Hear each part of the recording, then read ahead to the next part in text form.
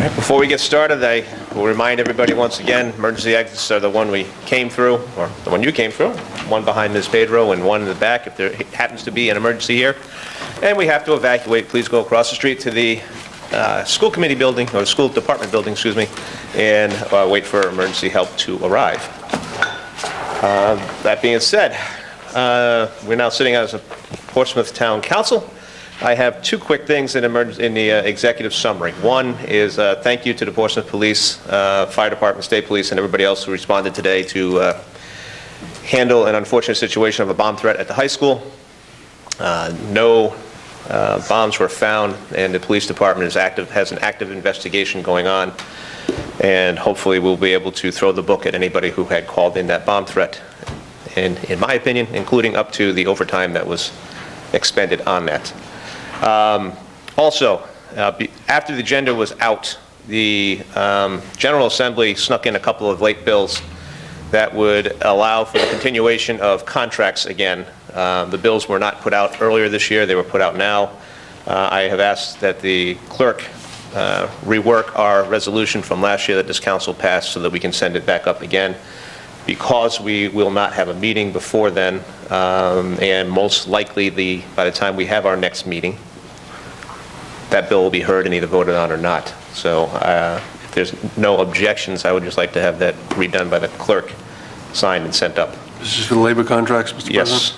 Yes.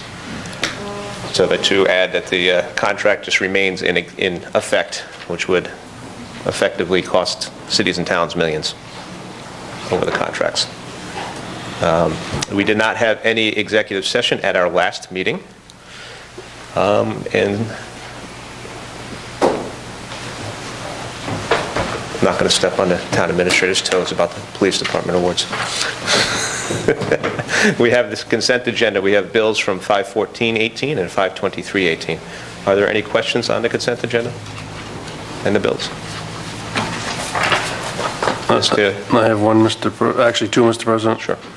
The CIP, can I confirm that $451,153.35 was CPI cost on the police station on the 14 bills, and on the 23rd, $9,755.40 was the other CPI cost in the other bill at some point?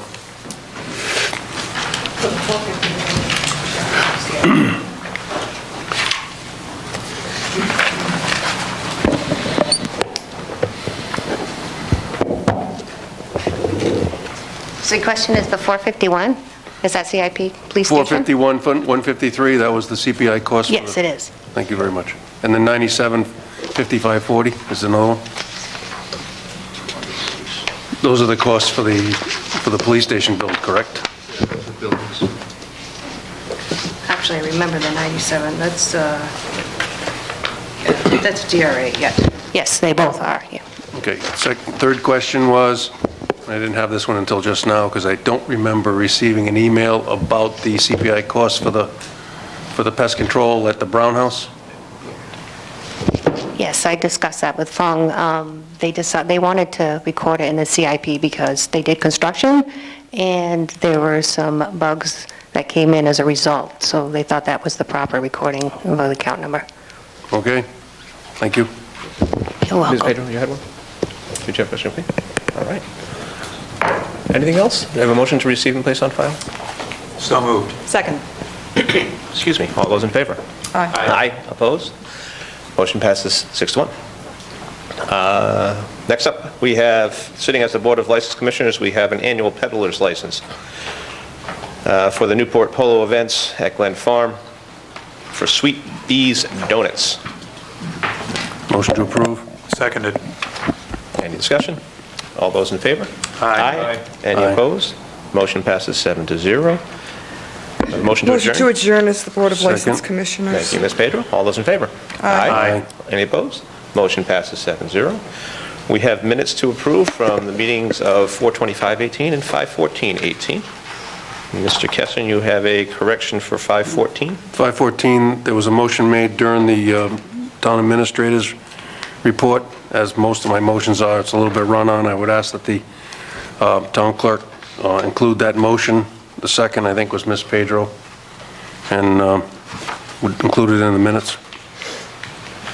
The motion was just to provide the financial Yeah, I guess. history of the police contract, police building, that's all. Well- It's already been sent out to the council. That really wasn't what it was. It was actually a request. I went back and looked at it. It was about milestones and payments. And I admit, Mr. President, it ran on, as it usually does. It's far from what we got, but we have what we have. We have an update. It was far from what my expectation was.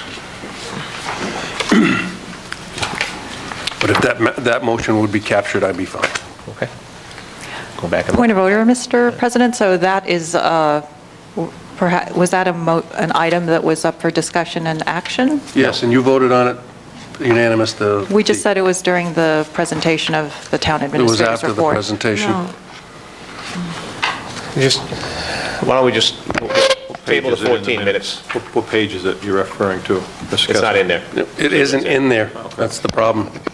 But it did provoke this report you did receive through email, and it shows ABS Group and a 2015 feasibility study to justify the question I had on the $60,000 lease for furniture. So, Motion to table this, the approval of the minutes from that meeting until we're able to clarify what the motion was? Specifically for 514. Correct. correct. Is there a second to table? it? Second. Okay. All those in favor? Aye. Opposed? Motion passes 7-0. And then a motion to approve the 425 minutes? So moved. Second. All those in favor? Aye. Aye. Opposed? Motion passes 7-0. Mr. Rayner, Town Administrator's Report. Good evening, Mr. President, members of the council, ladies and gentlemen. With regard to the LED streetlight project, National Grid has finally completed their inventory study of Portsmouth streetlights. They are reporting 938 lights, 53 non-distribution poles, and various supporting equipment. Our next step will be to reconcile the National Grid inventory with the inventory study completed by PRISM. Upon completion, we will be able to transfer ownership of the streetlight facilities to the town, and we will meet with PRISM next Monday to coordinate the details of the impending transfer, subject to your approval. With regard to the resident meeting with Green Energy, the meeting that you asked me to arrange between the residents and the wind turbine owner, Green Energy Development, took place here in the chambers on Wednesday, May 16th. The CEO of Green Energy, Mark DePasquale, and members of his executive staff were here, as well as a representative from the manufacturer of the turbine. Green Energy listened to the concerns of the people who attended and committed to develop a plan to address specific complaints. Those who attended were encouraged to send Green Energy data they have collected, as well as any other detailed information they may have regarding the operation of the turbine, and residents were asked to give Green Energy permission to place sensors on their property to verify the veracity of their complaints. With regard to the police award ceremony, the police department held their 5th annual award ceremony last week at the Glen Manor House. The ceremony was extremely well attended and made even more special by the Portsmouth High School vocal ensemble, which attended to sing the national anthem. 8 officers were promoted and 3 probationary patrol officers were sworn in. I'd like to commend patrol officers Clinton Spurlock and Kimberly Da Silva for earning the Meritorious Service Award, and Detective Inspectors Lee Trott and James Francis, as well as Patrol Officer Michael Quinn, for earning this year's Chiefs Commendation Awards. And hats off to the operators of Glen Manor House for putting on a very fine event. And then lastly, with regard to the police construction milestones this period, masonry construction is ongoing. Most of the load-bearing walls have been completed, and the masonry work has been accelerated due to a possible mason strike starting this week. In addition to that, rough mechanical, electrical, and plumbing work has commenced. Total construction billings to date are $2,517,482. The project is still on budget and due to be substantially completed in October of this year, and the project is now approximately 25% complete. That concludes my report, Mr. President. A Mason's strike?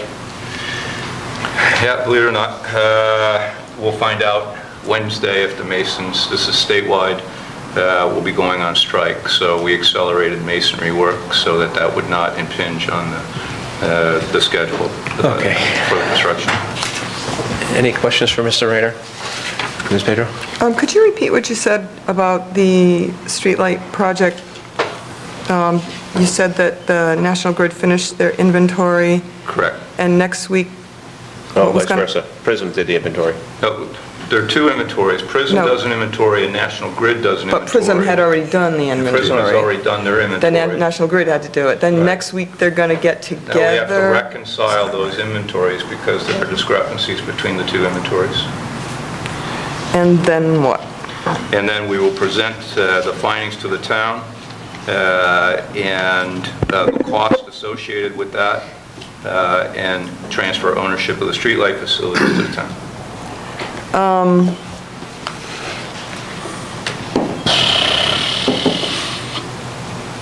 But after you transfer ownership of the streetlights to the town, then this other proposal comes into play. Correct. So once the inventory is transferred to the town, there's almost an immediate 40% savings on the electric bill because we no longer have to pay, I forget the name of it, I can get it to you. Yeah, I know, There's a fee. I know what you mean, there's a fee just because, National Grid owns to it. National Grid, right? Yes. With, even if we don't replace any of the streetlights, Correct. right? Okay.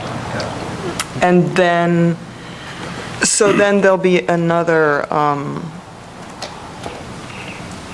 Then it will have to be a next step to determine where we're going to get the LED lights from.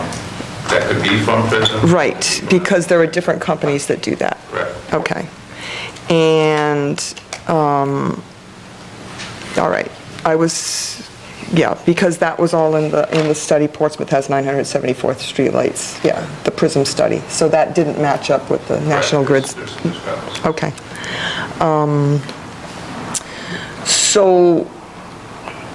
So after these two are reconciled, then the town council will pick a company to go with. Like you said, it may be Prism, maybe not. Correct. Well, what I anticipate is we'll put an RFP out, and then we'll bring the results of the RFP and our recommendation to the council. Okay. Mr. Kessel? Thank you. So will that come on the agenda as an agenda item? Correct. So before the RFP, so we get to choose the lights, which is what I think you said in the last meeting we had on this? Yeah, there'll be a discussion by the public. We'll be soliciting your input. There's essentially two different types of bulbs. Public safety is requesting, it has their input on what bulb they would request. If you remember from the discussion, the higher the Kelvin number, the more efficient the bulb. Those bulbs are slightly brighter than the second option, is a 3,000 Kelvin or a 4,000 Kelvin light. But the 3,000 Kelvin lights are less efficient and would cost more in the long run to operate. And there was going to be some public outreach as to determine what people want in their neighborhoods. Correct. They prepared a poster with the street scene with the two different light options available. But that's all after, you're going to present that to us after the RFP? Correct. Okay. Realistically speaking, when would you expect a conversion over to LED lighting to even start? Probably next year? No, it'll start this year. This year, is it on the budget? Yes, you approved. It's in the budget. Boy, wow, okay. There were a lot of things in the budget. But that seems like the conversion to LED, that seems like a lot to do this year if you're going to have public workshops, things like that. I mean, the answer is, the question is which bulb? It really comes down to that. I mean, once that's decided, then the bulbs just have to be ordered, and then they have crews that will start replacing them. They think that they can do about, I can't remember the number, I think it's about 6 weeks or 6 months, I forget whether it's weeks or months, to replace all the lights. So the next So- question... Go ahead. You done? So the next question I have is based on what we just learned tonight about this police station construction. I'm prepared to make a motion to bring the architect, the builder, and our ABM group to come to the town council and basically give us a status for the June 11th with all the milestones that we've either made or haven't made. Because the overall project contingency at 25% done, if I just wrote that down correctly, we only have $151,439 left in a contingency fund and only being 25% complete. Yeah, the hardest part of the project is getting out of the ground. As I reported earlier, there were unsuitable soils found. Yep. And that's been the bulk of it. So, because this is not as a town council agenda, this report that you gave, my motion would be to bring in the architect, Drummond, Rosen Anderson, Bentley Builder, and ABM Group to come in front of the town council on the June 11th for a full report on the construction schedule to discuss the milestones, the financial reporting, and all the current contracts, especially because we had this masonry thing. Point of order, Mr. President, is that a item that is on the agenda? It's not. Well, it is, because Mr. Rayner has it on his report. But as an action item? It's not an action item for this meeting. There's also no second. Just put it on agenda. I'll second for Yeah, discussion. just- I mean, it's just a request Just to a put it request on for the agenda. So all It's you a have to do- request to put it on the agenda for the All you 11th. have to do is put that as an agenda item. Correct. Doesn't need to be a motion for the council. Well, okay. I just didn't get this, what was what I thought I had to. Thank you, That you Mr. should have President. gotten in your email Yep. that you didn't have up in Maine. Mr. Gleason? I have a question. It doesn't have anything to do with streetlights. Well, you mentioned we've got 3 new police officers. And I understand there was a swearing in of a 4th that had to do with Prudence Island on Friday. Is that person to replace the Glenn, I don't know Glenn's last name, out there, or what is the intent of how to use that? He's a person? reserve officer, so if Glenn's not available, they have the option to call this person in, and he's also available for detail assignments. Long-term, I imagine it'll be up to Glenn, whether he stays or goes. But I know that Tom, Chief Lee, has been discussing a transition plan, and obviously our first choice would probably be this individual. But he's not been hired, he's only been sworn in as a reserve officer. Okay. And is he a Prudence resident? I know his intention was to live on Prudence Island, I don't know if he's there. Okay. Thank you. I have one more question, Mr. President. Okay, I'm just making sure. We were on a 12-month schedule to get this station built, or 14. We're still on schedule for that? In other words, October was the time, September, October was the... Substantial completion will be completed in October of this year. Move-in there'll be a period there where both stations will be operational. And then as they move into the station, once the old station is vacated, they'll immediately start on the demolition of the old police station.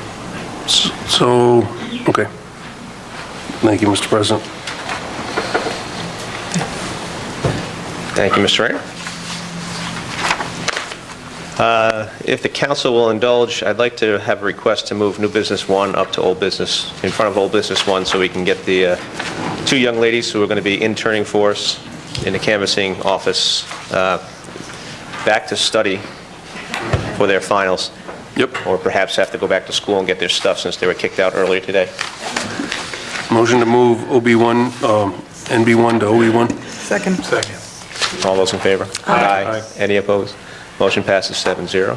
Jackie, you want a couple interns who would like to come in and see how the sausage is made during the election process? And yes? Experience declarations right through to recounts. We have our goals met, and this is Nicole Penleggy, am I saying it correctly? And Grace Rooney. Grace made it easy for you, huh? Yeah. Do I have a motion to approve of Grace and Nicole So to be moved. interns? Seconded. All those in favor? Aye. Opposed? Motion passes 7-0. Good luck, ladies. Thank you for volunteering. On to old business number 1, report and update on the AIPC activities and finances and request approval of municipal support. Mr. Shea, or actually I'm going to start with Mr. Kessin because you asked to pull this off from the previous meeting. So, it was a report that was sent to us from Mr. Shea, and I just asked to, after an email, I think, between us, you asked to have it put on because you thought it was, no, it was discussion during the meeting. You wanted to put on instead of just correspondence because you thought it was going to be on as an agenda item. Correct. Thank you very much. So, the long and short of this is you've now done a year-end report for 2017, and you've done your first quarter's report for 2018. John, you want to come up to the podium, please? Thank you, sir. Be easier for you to answer questions. Of course. Sorry.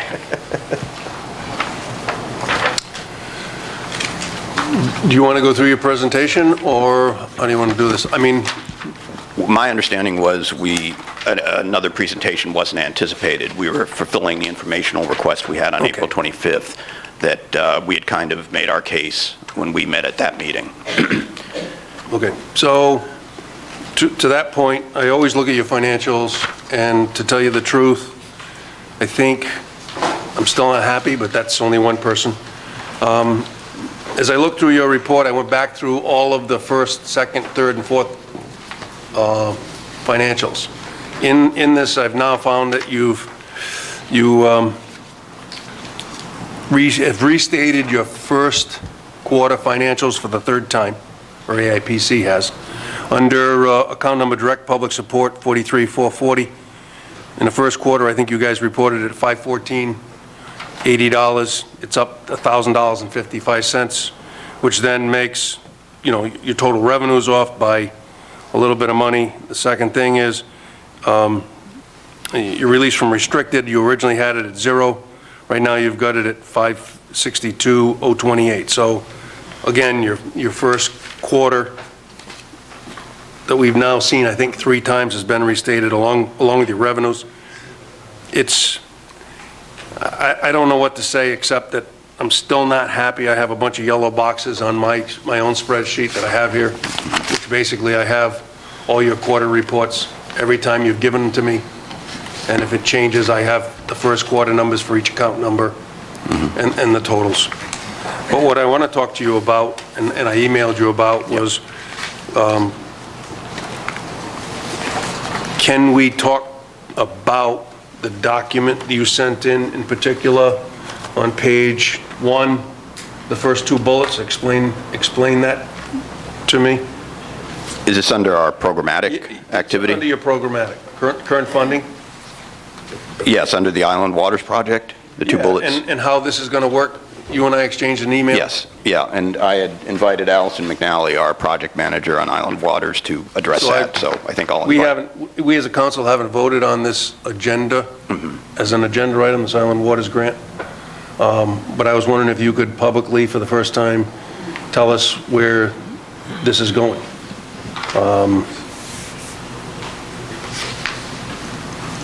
Sure, when you mean where this is going, you mean the Island Waters Project? Well, you have this, you've done the IDE, and then you go on to the second one.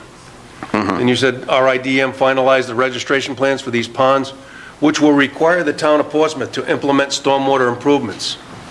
That leads me to believe that stormwater improvements, which Mr. Crosby's going to get out of his chair real quick, I know we're compliant with our MS4, but it doesn't make me feel good that you say one thing, and I know we're not. So I'm wondering what improvements we're going to do to MS4 that's going to be required by DEM, and then how much money that's going to need. So I'd like you to explain that to us. Yeah, as I said, I'll invite, if I may, Allison McNally, Absolutely. our program manager. Thank you.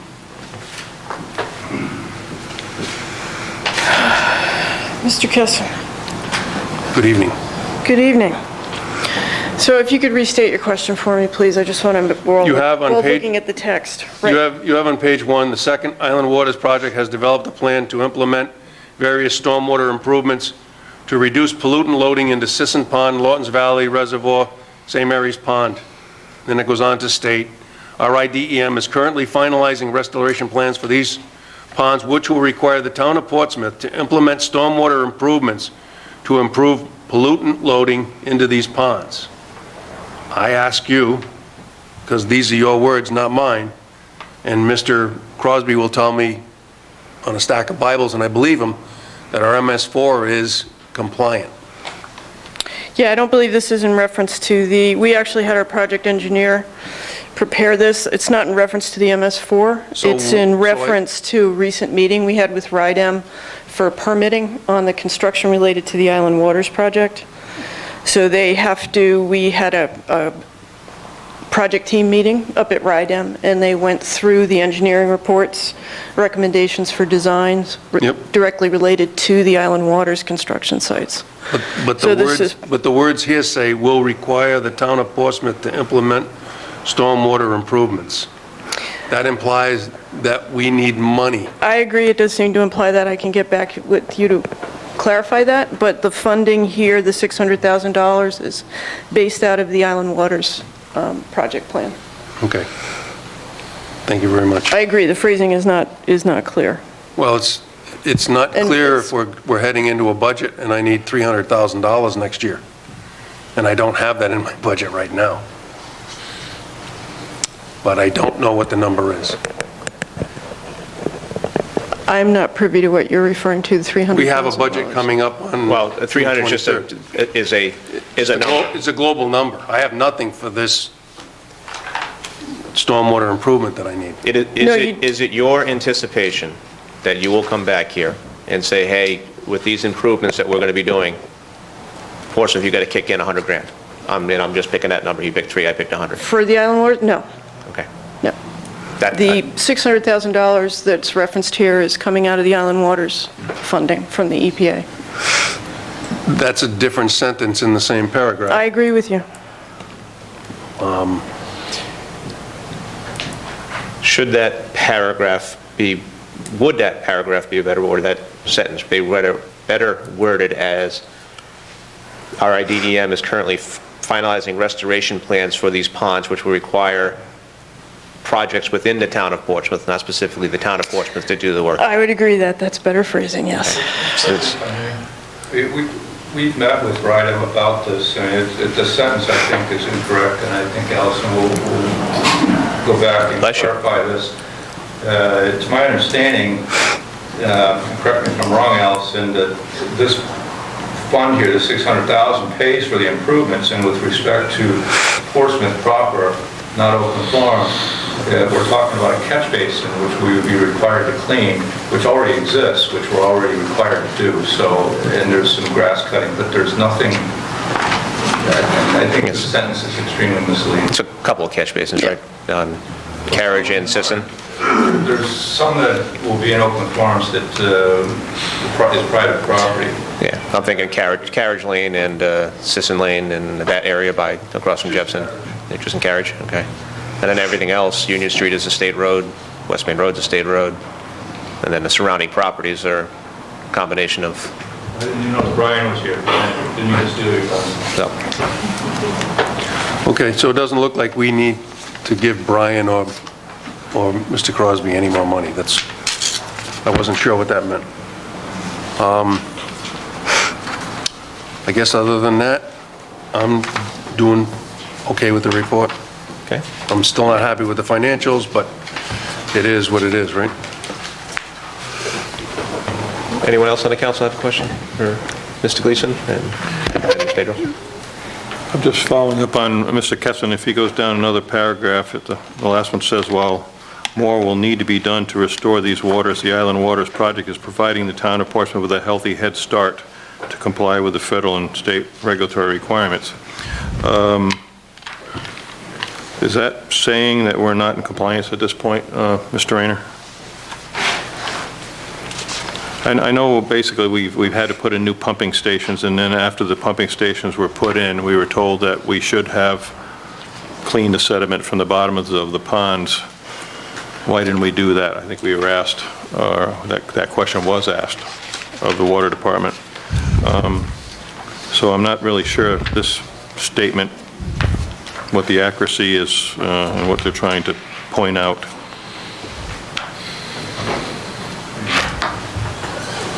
I didn't write this, so I don't know what it's referring to. I'll defer to Gary or Brian. I'm not aware of any regulatory requirements that we're in violation of. That's correct. I think perhaps what this sentence is referring to is that DEM is working on new MS4 regulations, and perhaps we understand that they're going to be a bit more strict, and perhaps that's what this is referring to. We don't anticipate those regulations coming anytime soon. They're still struggling. Would that be your understanding as well, Allison? Yeah, I think this was just generically written to demonstrate the work that was actually occurring in Portsmouth, not necessarily that the town of Portsmouth was immediately responsible or in violation of anything in particular. It's in reference to the IDD work, which was already completed in the autumn of 2017, and our future work constructing green infrastructure related to the project sites, which will just ease the loads, the pollutant loads on the ponds, such as they are. Ms. Pedro? Thank you. While we're on Island Waters, so I'm looking at the grant. It's long. There's a lot in it.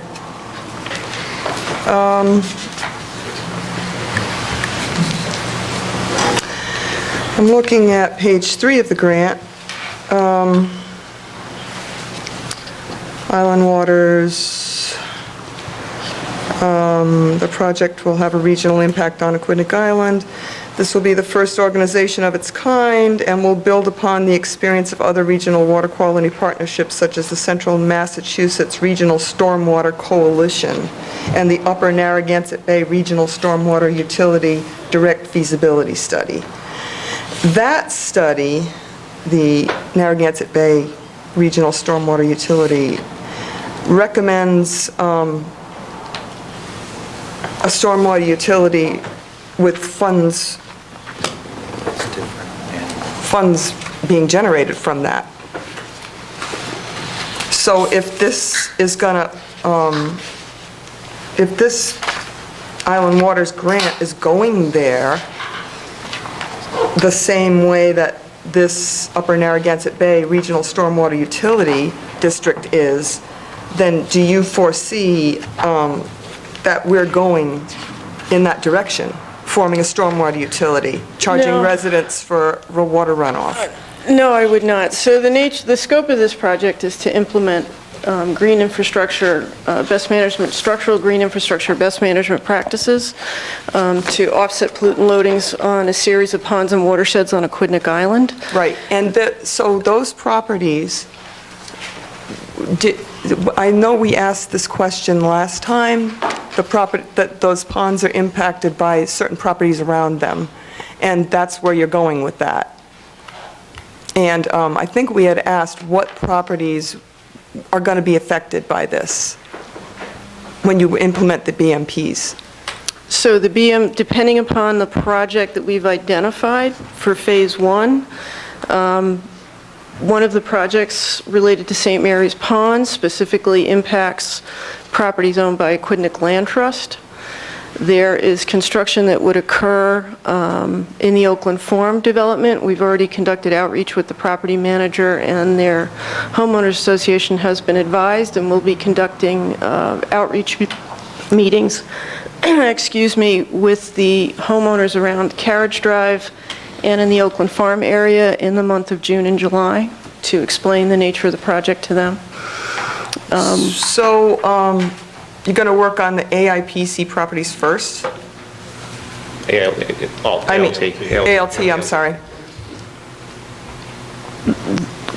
So the Implement first, the BMPs on the ALT right, properties the- first?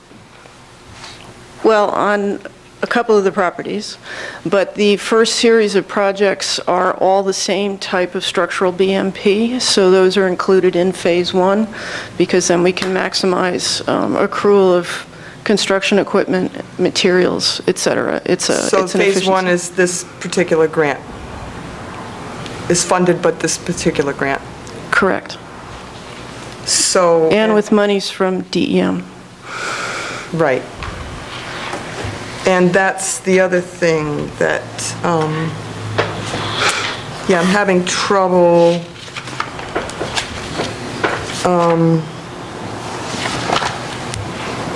seeing which funds come from where. You know, like what's being funded by DEM and what's being funded by the Island Waters. And, well, I don't want to go on to that because you're up here for the Island Waters, so I'll stick with Island Waters. So, I'm still reading the grant, page 5, deliverables, finance and implementation plan for future funding water quality needs and improvements on a 5 to 10-year horizon. So how do you plan to fund that then? Where's the revenue stream going to come for that 5 to 10-year horizon?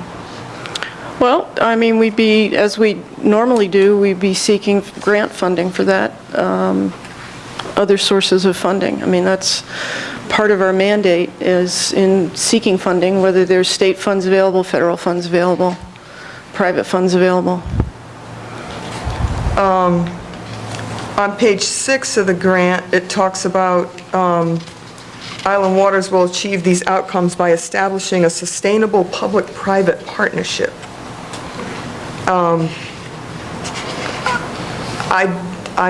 Can you explain this? Like the future staff and financial requirements that are going to be municipalities going to have to... So this is part of the Island Waters Partnership demonstrates we have our Island Waters partners, the Aquidneck Land Trust, Clean Ocean Access, the municipalities participating, Newport Utilities, and funding from the state, DEM, and from the federal government in the form of EPA funding.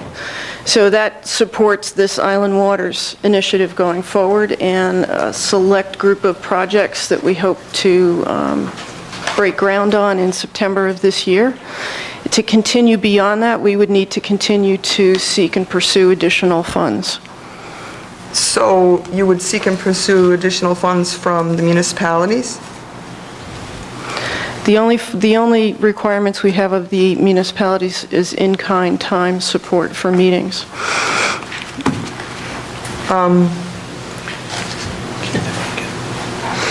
On page 8, it says municipal staff and elected officials have embraced this project and will maintain the partnership and implementation of Island Waters once this SNEP grant is complete. So to me, that seems like, and then it says AIPC will develop and lead the partnership on behalf of the municipalities, including program leadership and coordination, technical assistant, grant administration, fiscal management, which kind of concerns me because of this. As Mr. Kessin said, these numbers are totally different than the numbers we got on the other quarters. So I still am thinking stormwater utility. This just says stormwater utility to me. I mean, it's been talked about, it's, you know, it's been talked about in Middletown, upstate it's been talked about. So just to clarify, AIPC has no taxing authority. I know that. Never has, never will, does Right. not seek it. So, I mean, that is a conversation as we look at resilience issues going forward that the municipalities would need to address individually and jointly if the direction were to, conversational direction and interest were to go down those lines. That is not the scope of this project. the partnership is a demonstration of what you can do. The stormwater issues are not going to go away, so this partnership that we've brought together to address these issues could continue on and beyond the actual construction initiatives that are funded by these grants. It's a model, if you will. Right. Models can be modified. But as far as the stormwater utility, not within our purview for this initiative. And then on page 11, we've got the town of Portsmouth with a municipal match of $25,000. And that's been talked about multiple times and already made with in-kind services. No, that's... Okay, it's not cash. No, because they have the in-kind services elsewhere in here. Okay. This is two different things.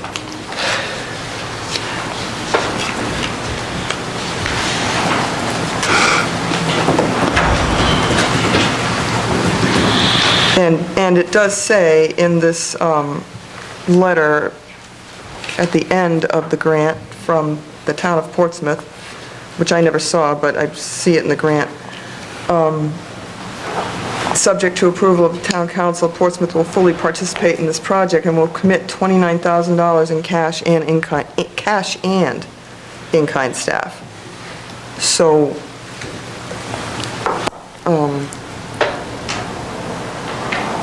yeah. Mr. President, So that, yes, it's exactly what was written.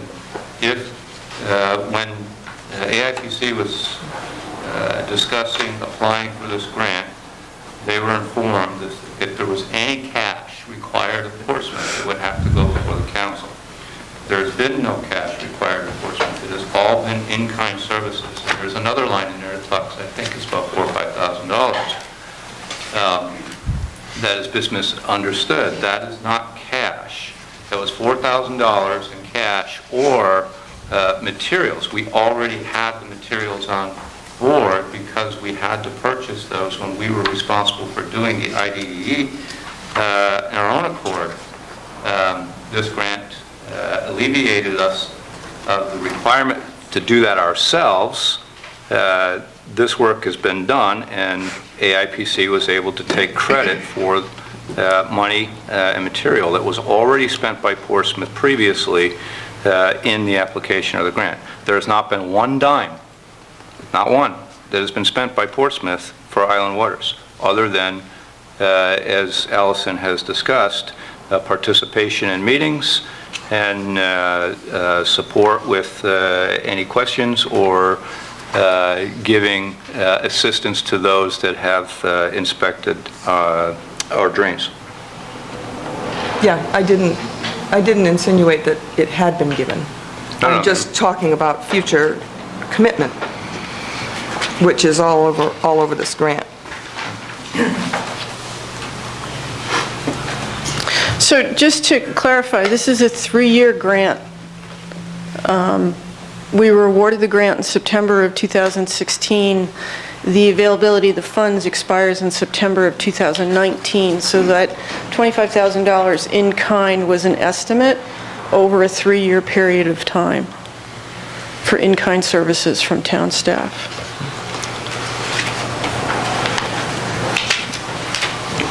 That's all I have for now. Mr. Aguirre? Thank you, Mr. President.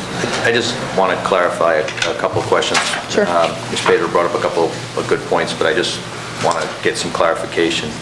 The 3 ponds, Sisson Pond, Lawton Brook, and St. Mary's Pond, those are already listed as impaired water bodies for the state. So they're on DEM's radar screen. Correct. For various impairments.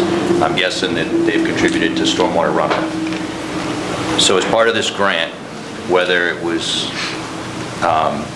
through the Island Waters grant, if it wasn't Island Waters grant that's going to help offset some of these costs, DEM could be looking at the town to potentially mitigate these improvements. Now, we'd only be responsible for our outfall, which is Carriage Drive.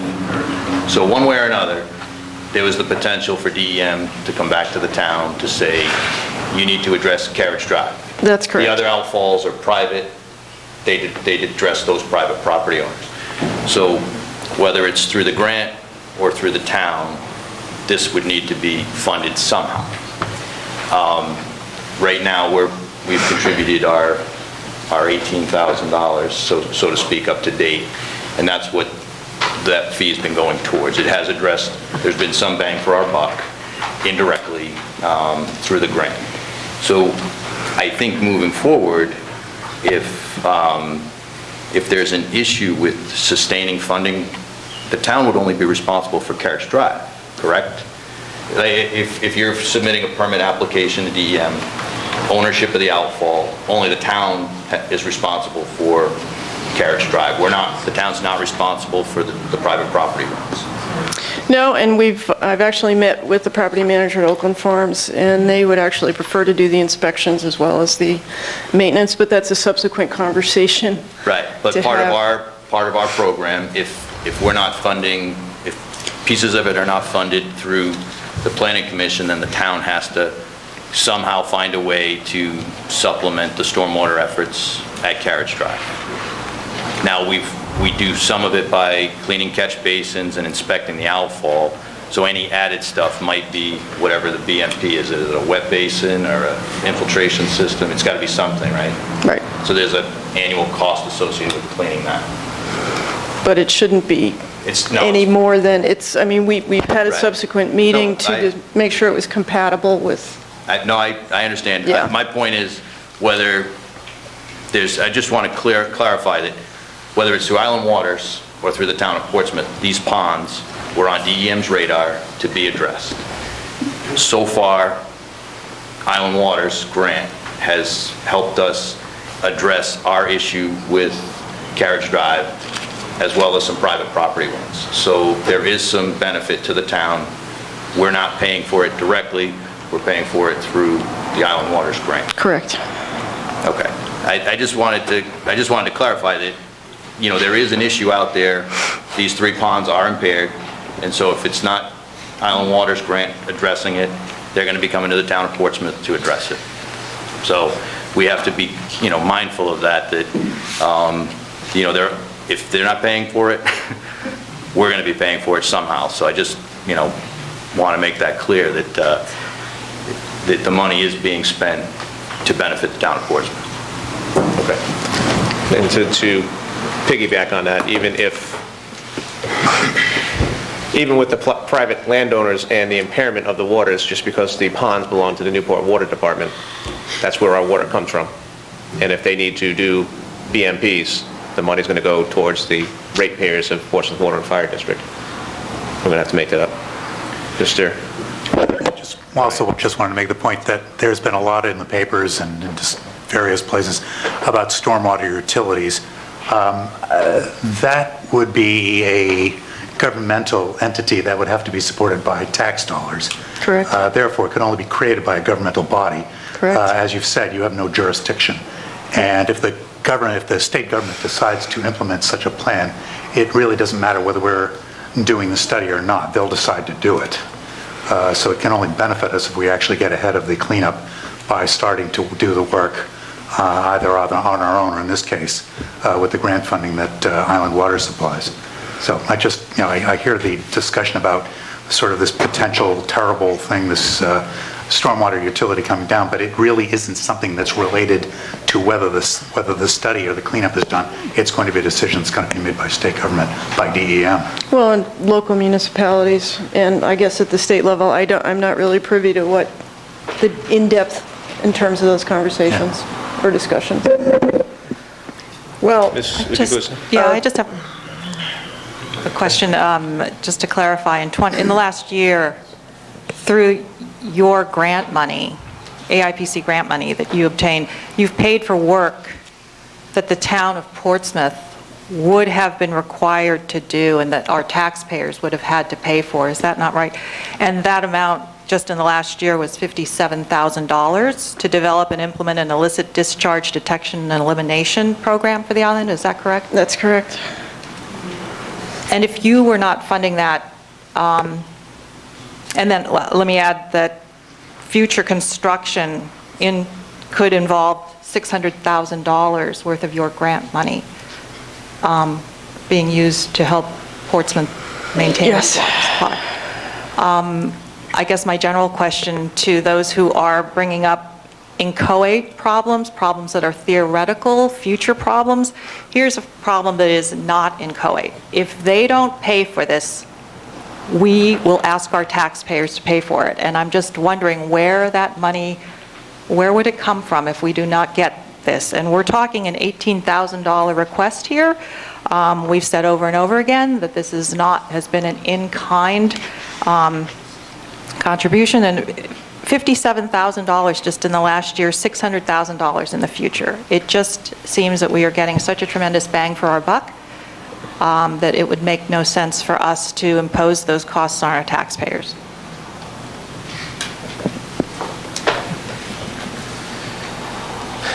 Thank you, Allison. Yes, Mr. Grebe? I had another question. Sure. Oh, sorry. Allison, come back. Sorry. So what happens Sorry. when the, I'm reading from the grant again. What happens when the MS4 permit is combined for the whole island? The MS4 permits are individual by municipality. Yeah, they they're are, not- but they're not- they're talking in the, have you read the grant? The grant has nothing to do with the MS4 permit. The MS4 permit's issued by the state of Rhode Island. They're individual Yes. permits for the town of Portsmouth, the town of Middletown, town of Newport. Yes. And they're talking about combining the MS4 permits for the whole island. Possibly combining. Yeah. Yeah, that's what I'm Potentially. saying. Okay.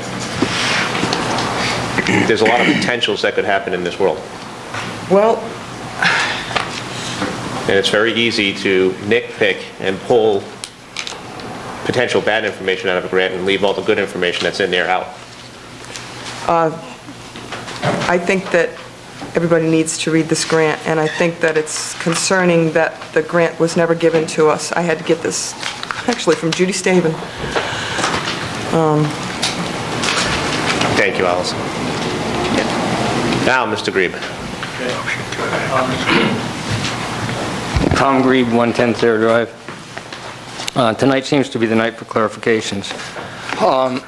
First of all, there is a cash requirement from the grant. It is on page 14 of the grant,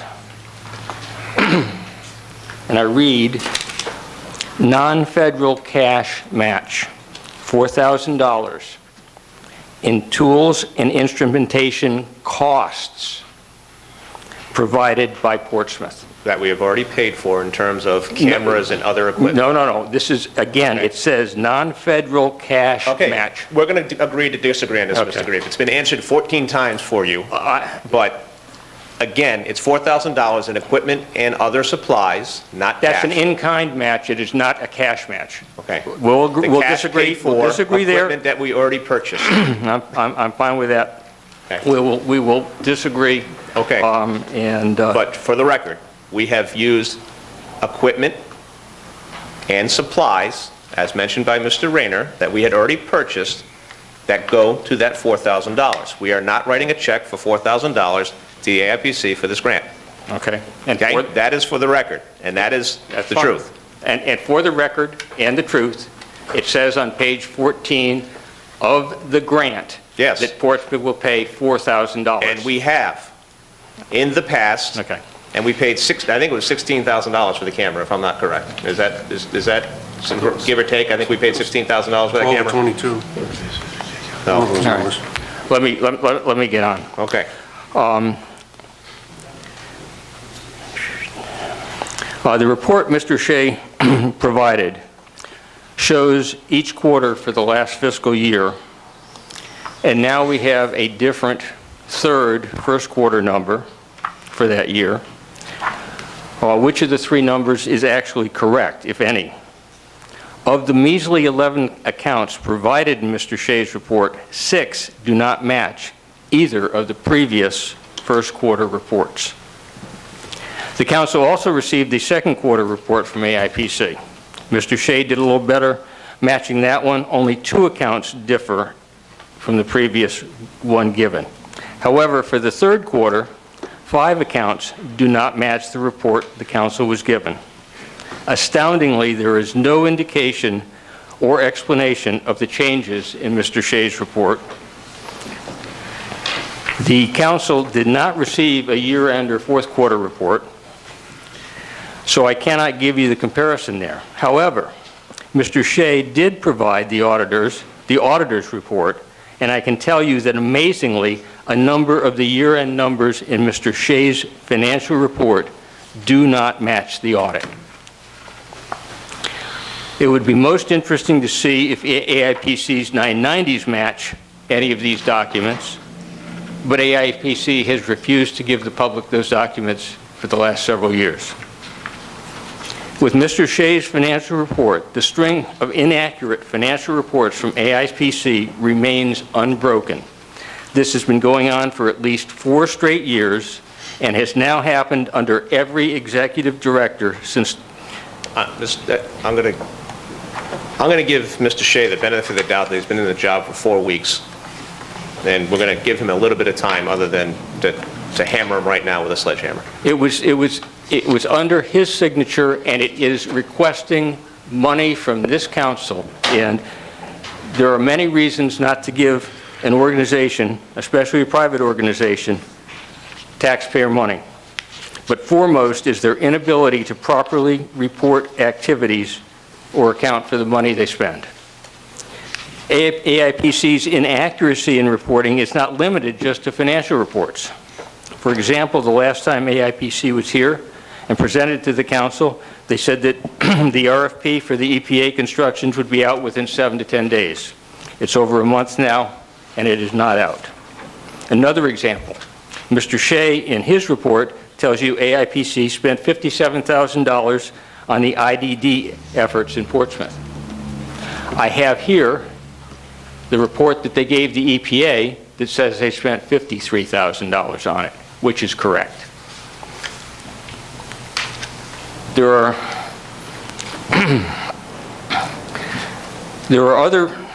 other areas, such as the grant, that really have not been exposed to Portsmouth the way they should be. We can disagree as to whether there was a cash amount, but in any case, I think this grant should have come before the council and been discussed, even if it was not, because as Ms. Pedro has pointed out, I think very well, there are a number of areas in this that clearly indicate future obligations for the town and an ongoing obligation, and we need to know what they are. That lack of transparency is yet another reason I would not say that this private organization raises to the level of getting Portsmouth taxpayer funding. That's what we're here really to discuss tonight, and that's, while we've been bogged down in other areas, the lack of financial reporting accurately, the lack of project reporting accurately, and the lack of transparency on the actual grant itself, I think, are reason enough. Thank you. Thank you, Mr. Green. Ms. Ujikos? Mr. President, I'd just like to say that although we've heard a lot about inaccuracies and things that do not quite match, we've never heard substantively what the effect of those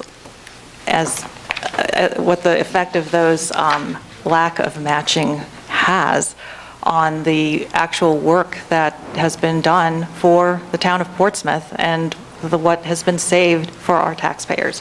So I think, you can find things and call them problems, but even Mr. Kessen's pointing out of several numbers as being concerning still does not explain what the problem is. Just to simply say that a number does not match, for example, his saying it's not 57, it's 53, even assuming that that difference is correct, what is the effect of having that kind of difference? What is the effect to the town and having this all-island environmental organization doing the work it has done? And I think the answer is we've never heard. We only hear accusations of something being wrong and something might happen, but not that things are actually problematic. And again, I think it's important to save the taxpayers of this town a lot of cash and make sure that we put in our $18,000, because otherwise, what we're hoping for is that the town of Newport, the city of Newport, the town of Middletown put in $18,000 each, Portsmouth puts in $0, and we have some kind of hope that, given that we put in $0, we would still get a big chunk of this grant. And I just feel that that is not a realistic way to view how we need to deal with our partners. So I would highly recommend that, and I would make the motion that we approve the $18,000 for AIPC. Right on the agenda. Yeah, it is. It is? Yeah. Specifically, report update on the APC activities and financers request approval of municipal support. Okay. Now, where it comes from in the budget isn't necessarily there. Okay. To your This was a point. discussion we had Yes. earlier, correct? Yeah. On another brief. Is there a second for that, and we'll continue Sorry. discussion, Mr. I'll Green, in a second. second? Sorry, Thank you. Okay. Now, I saw you nod your head, I'm sorry, I didn't mean to. That's okay. I would like to respond to Ms. Ujifuja. The reason you haven't heard about all the good things that have come from this is, quite frankly, very little has, because there is nothing... All the bad things, I didn't say No, all the good things. what we've heard, the bad things, you have not heard the good things. The reason you haven't heard the good things is because nothing has been done yet.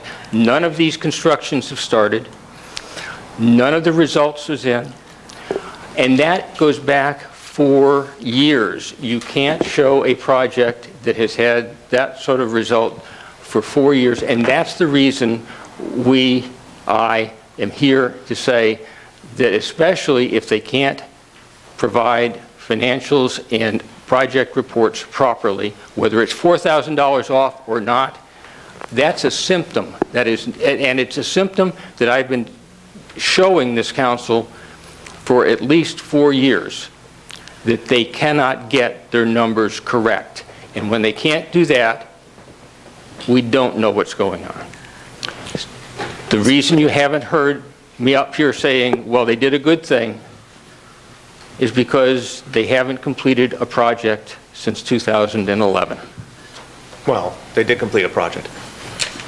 They completed our IDDE, I'll mess up the acronym. Again, Illicit discharge there's been no report. How do we know? There's been no report. Nothing has come out. Again, this is the sort of a symptom of what I'm saying, of an organization that isn't right.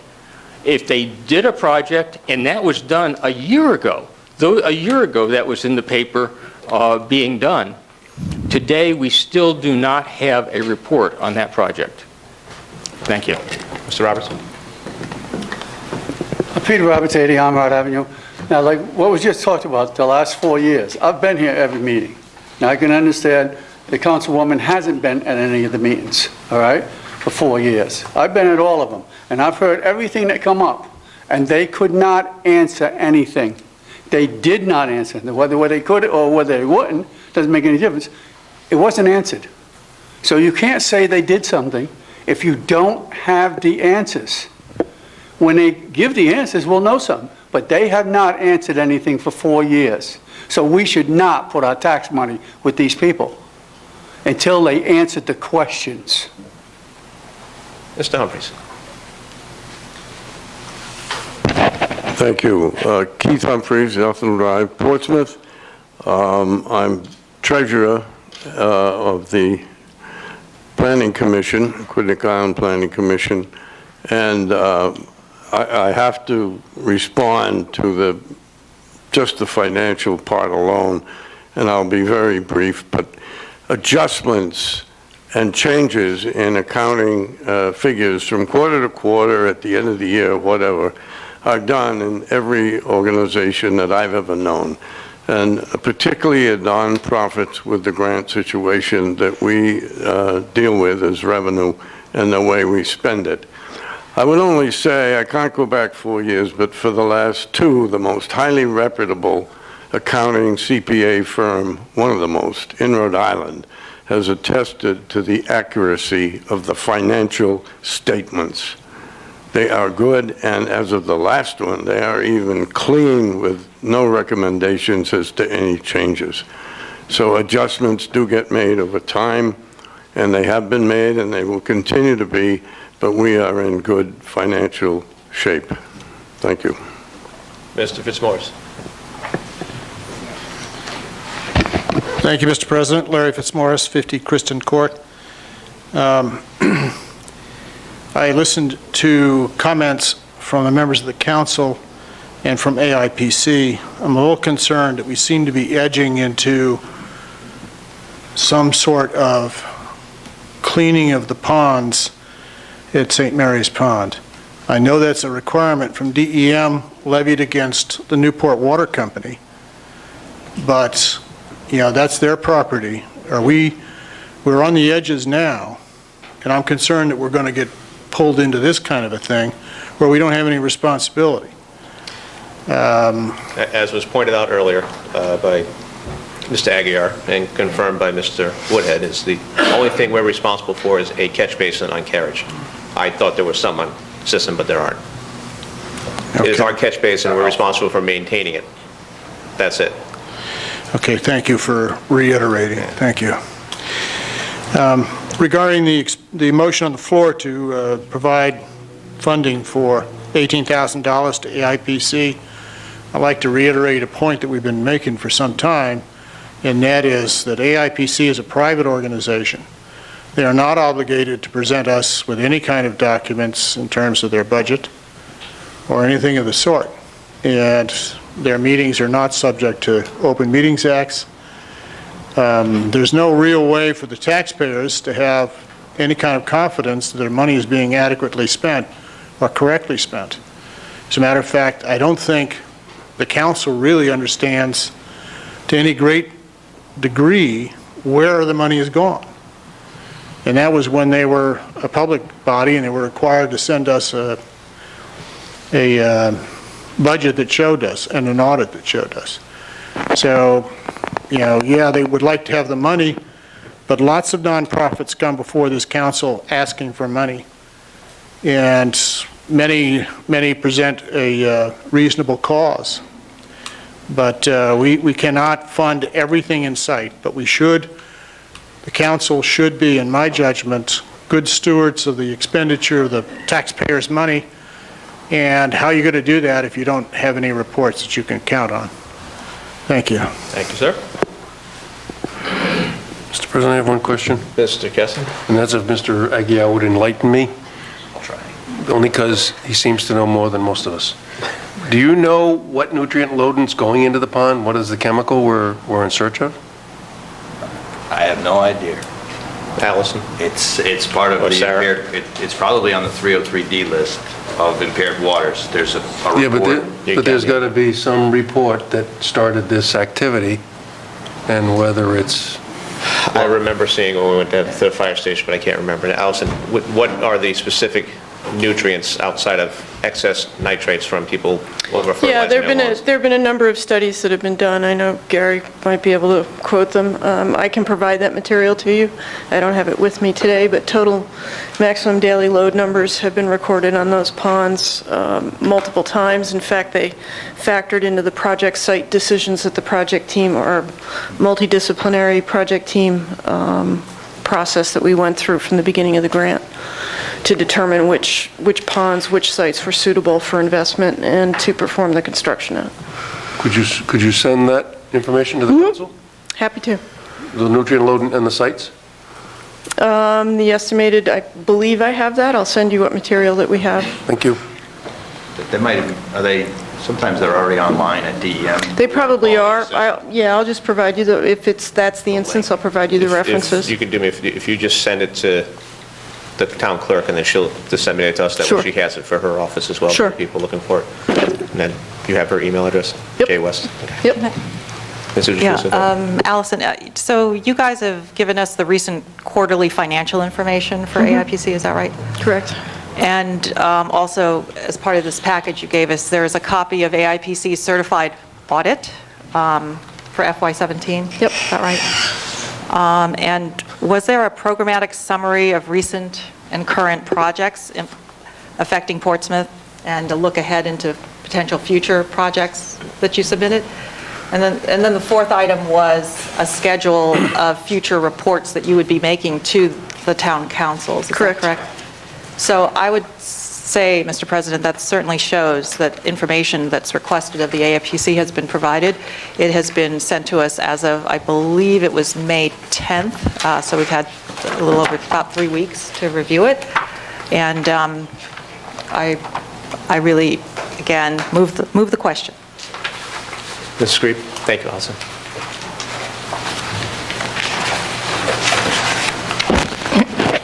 Nancy Grebe, 110 Thayer Drive. There's a lot I could say about why not to fund AIPC, but I have a couple of comments to make. The DEM grant is taxpayer money. The EPA grant is taxpayer money. It is our money. It is going to a private organization, and it is helping ALT, another private organization, and in the EPA grant, ALT is getting a management fee. And another private organization, Clean Ocean Access, and Mr. McLaughlin knows we have a love-hate relationship. His financials are unimpeachable. They are absolutely incredible. He is getting $50,000 cash to support his volunteer activities. That's almost an oxymoron. But since it's now been brought up, concerning the section of Mr. Shea's document which outlines AIPC's future plans to benefit Portsmouth, AIPC did not hold any public workshops to obtain input from Portsmouth residents on any of these plans. How were they developed? This section contains, for the most part, only unspecific goals. The only specific plans are in the transportation section, and virtually the only plans covered in that section are bicycle plans. Portsmouth residents have repeatedly voiced our need for sidewalks on major roadways. Sidewalks are not addressed at all in AIPC's future plans. Bicycles can be used on sidewalks in Portsmouth to separate from vehicular traffic, so sidewalks provide a twofer. In the last 20 years, 6 pedestrians have been killed by automobiles in Portsmouth, but no bicyclists. Why are sidewalks not addressed? AIP's own transportation study recommended multimode paths along East and West Main roads through Portsmouth and Middletown. This would solve most of Portsmouth's segregated bicycle path and sidewalk needs. Why did not AIPC pursue this, their own recommendation? The bicycle path plans that are included in Mr. Shea's report have never even had an engineering feasibility study. They were never brought to the residents of Portsmouth with alternatives to review. Why are these on the list of what AIP is pursuing when Portsmouth voiced needs and already proved projects? A long-ago bike project is not on his list. AIPC continually say they want to help Portsmouth, yet this document clearly shows AIPC continues to make decisions on projects which affect our town without any resident input. As a private organization, AIPC has the right to advocate for whatever they want, but an organization that operates in this manner is not one which Portsmouth Town Council should be contributing our taxpayer money. Mr. President, could I just clarify that we do have a relationship with private organizations, including the Public Library and the Senior Center, and we give the public libraries and the Senior Center significantly more money, and we do not subject them to the kind of, frankly, overly aggressive scrutiny that, and unjustified scrutiny that's been placed on AIPC. Wow, I wouldn't go fully unjustified. There were some times in there that there were some hiccups. Rudderless, let's just say, for a little while there. But, Mr. Kessler, you had a question? No, Mr. Pedro just pulled up the Rhode Island DEM TMDL loading, and it looks like it's all phosphates. There's no nitrates in the report, which is pretty funny. So, still fertilizer? No, because Scott's and everybody else took phosphorus out of their formula almost 20 years ago because of this. So the TMDL, and it starts in Gardner's Pond, Nelson's Pond, Nanaquacket Pond. It's all total organic carbon phosphorus is the contaminant, the impairment, and that's not in lawn fertilizer. All the lawn fertilizer companies took it out except in starter fertilizer. So it's pretty funny that we're going after a phosphorus that's not in the lawn fertilizers. That's just amazing to me. But thank you. I'd still like to see the report. Mr. Roberts, one more quick comment? Peter Roberts, 80 Armand Avenue. Now, the thing about Sisson's Pond and St. Mary's Pond, this is an area that you should look at what was there years ago, because you had dairy farms and potato farms. As you started up there, next to the middle school was Hills Dairy Farm. Across the street was Farrier's Potato Farm, which went all along the Douglas properties, right next to Sisson's Pond. They use all kinds of stuff to take care of growth on the fields and everything else. And when you get up a little further, you had Sylvia's Dairy Farm. And over by where St. Mary's Pond is, you had a dairy farm there and another potato farm. These have all ended. What was the stuff that was in the waters then? And where's it coming from now? Because there's no way it can be anything like it was when there were farms there. This doesn't sound right. So let's find out what was there before, too, when they do their report of what's there now. Let's see what it used to be like. Because we never had a problem where they said you have to stop drinking this water. Never. And I know. Thank you. Mr. Grieve, one last comment. One last comment, and it's a point of order. I believe that Ms. Yusufusha was voted against or lost in the last time this motion came forward. I do not believe under Robert's rules she is allowed to readdress this.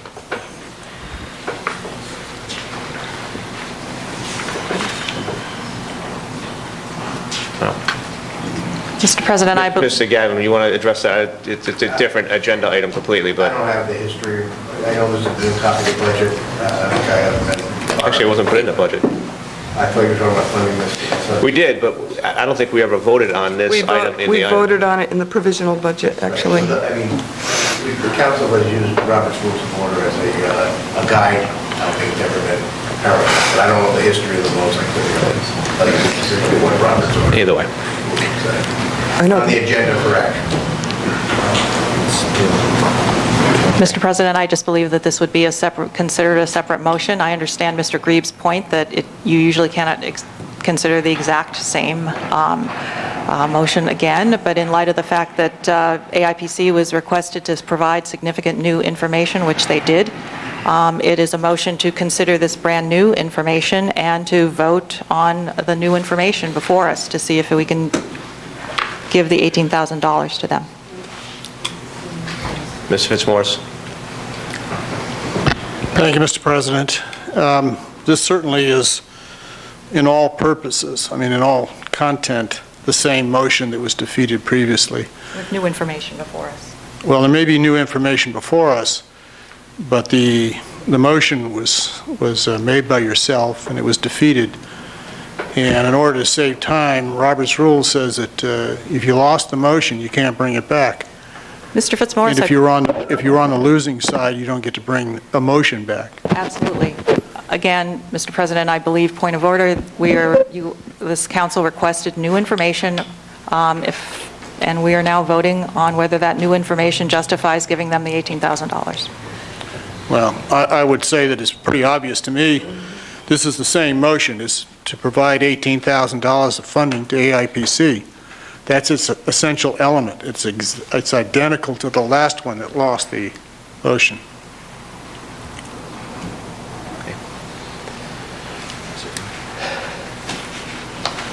So we are at the point of deciding whether or not we can find $18,000 somewhere in a budget that doesn't have much more than $18,000 left in it to find.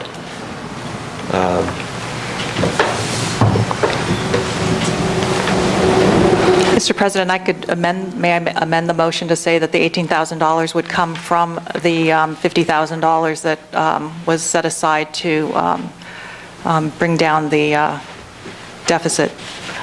Warrant account. The warrant account.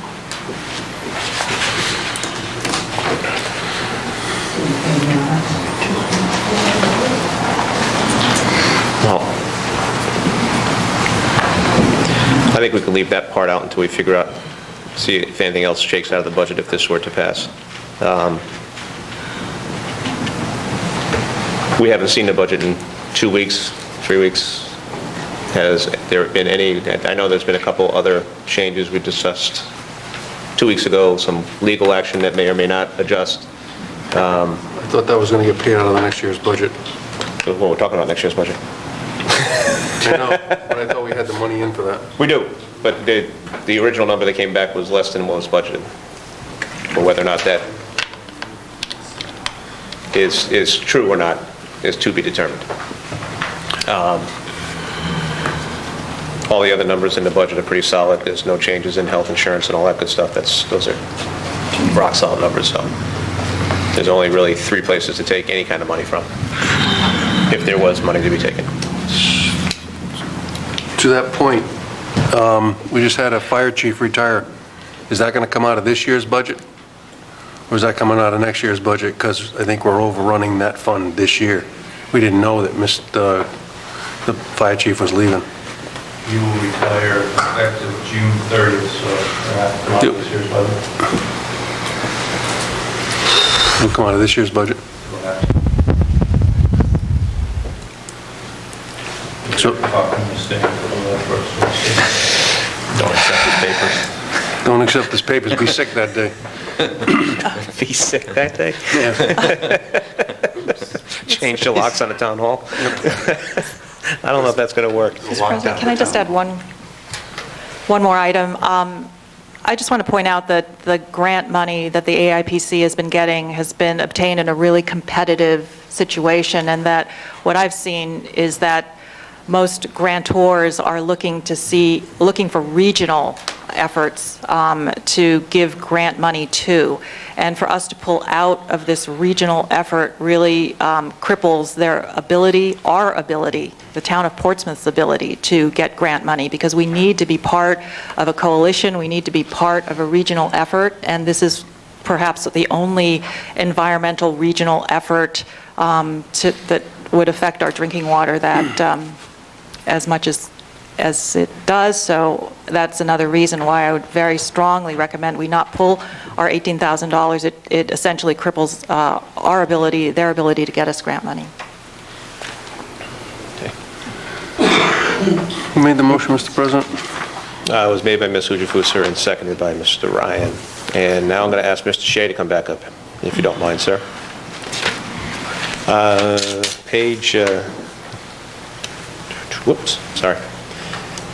Page 5, Mandy. You have put forth a schedule, a reporting schedule. That's correct. For the upcoming year and this year. So you were here on the 25th, the 14th would actually be the 29th. Yes, it became the 29th. Right. And you're looking at August 27th, November 12th. Page 5? No, it's page 5 when you're going on the whatchamacallit, sorry. On the website. On the website, on the PDF. I'm sorry, Liz, it's page... I think it's the second letter that they started I got at it. the same time frame. Sorry. Page 5, yeah. I was working with Mandy, who was going down to page 5 on her thing, so, sorry. That only covers us through November. It doesn't get us through what will be your new fiscal year, which will end June 30th, 2019. Correct? That is correct. These are just firstly suggested dates for the town council to decide whether they're appropriate for them or not. But also, we didn't have I don't think the dates are out yet after the end of the year for your meetings in 2019. Second and fourth Monday of every month. Okay. Unless it's a holiday, then it's a Tuesday like today. Okay. All right, well, learned something new.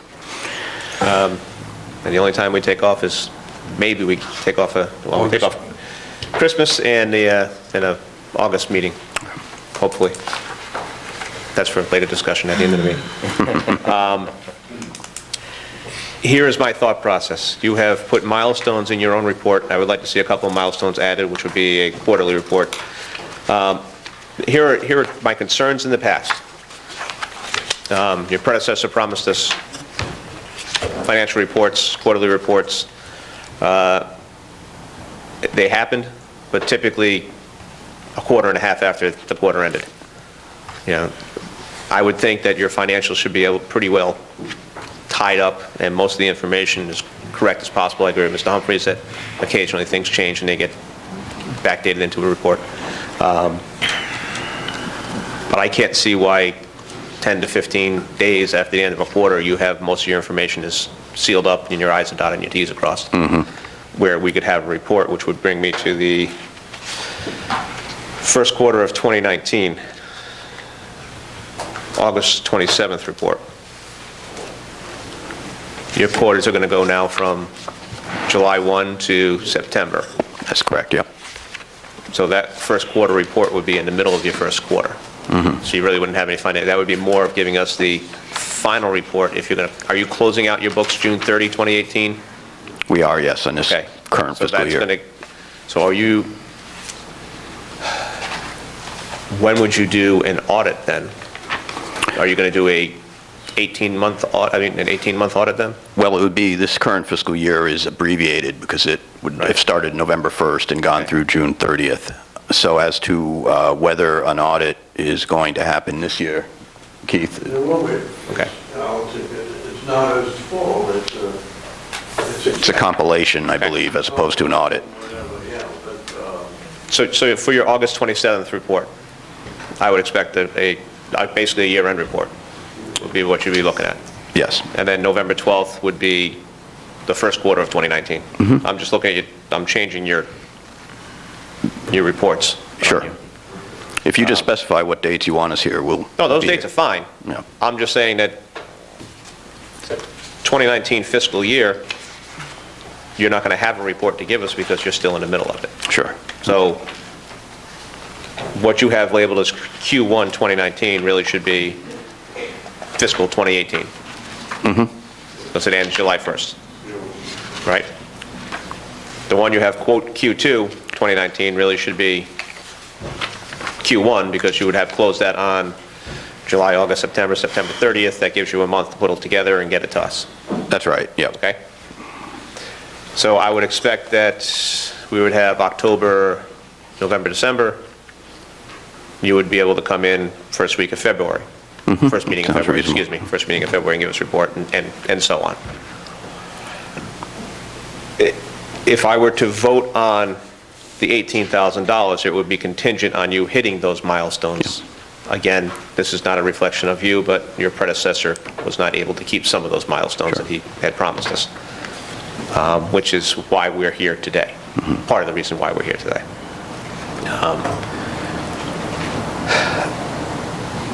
Historically, I believe we've given the AIPC the $18,000 if it was in the budget March 1st or April 1st, somewhere around that time, give or take. I'm not entirely sure, yeah.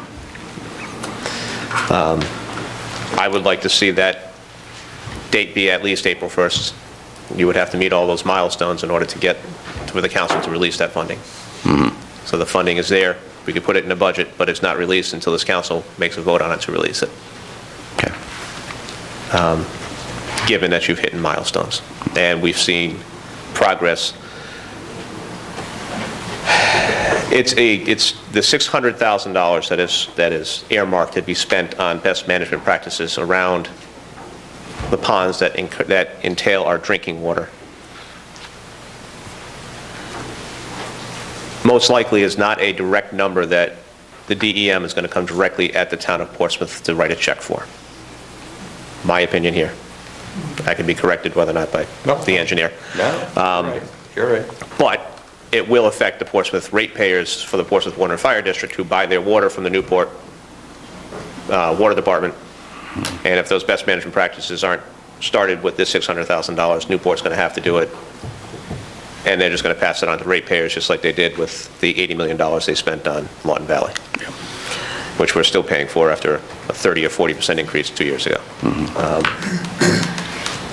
So that's my thought process as to whether or not to vote to put the $18,000 back in the budget. We can figure out where it comes from later if the vote is affirmative. Anybody else have comments? I have one comment, Mr. Mr. President. Kessin, sure. Tonight, as I was listening to everybody standing up and talking, I heard, I have the paperwork in front of me that AIPC paid $57,000 for the work here in Portsmouth.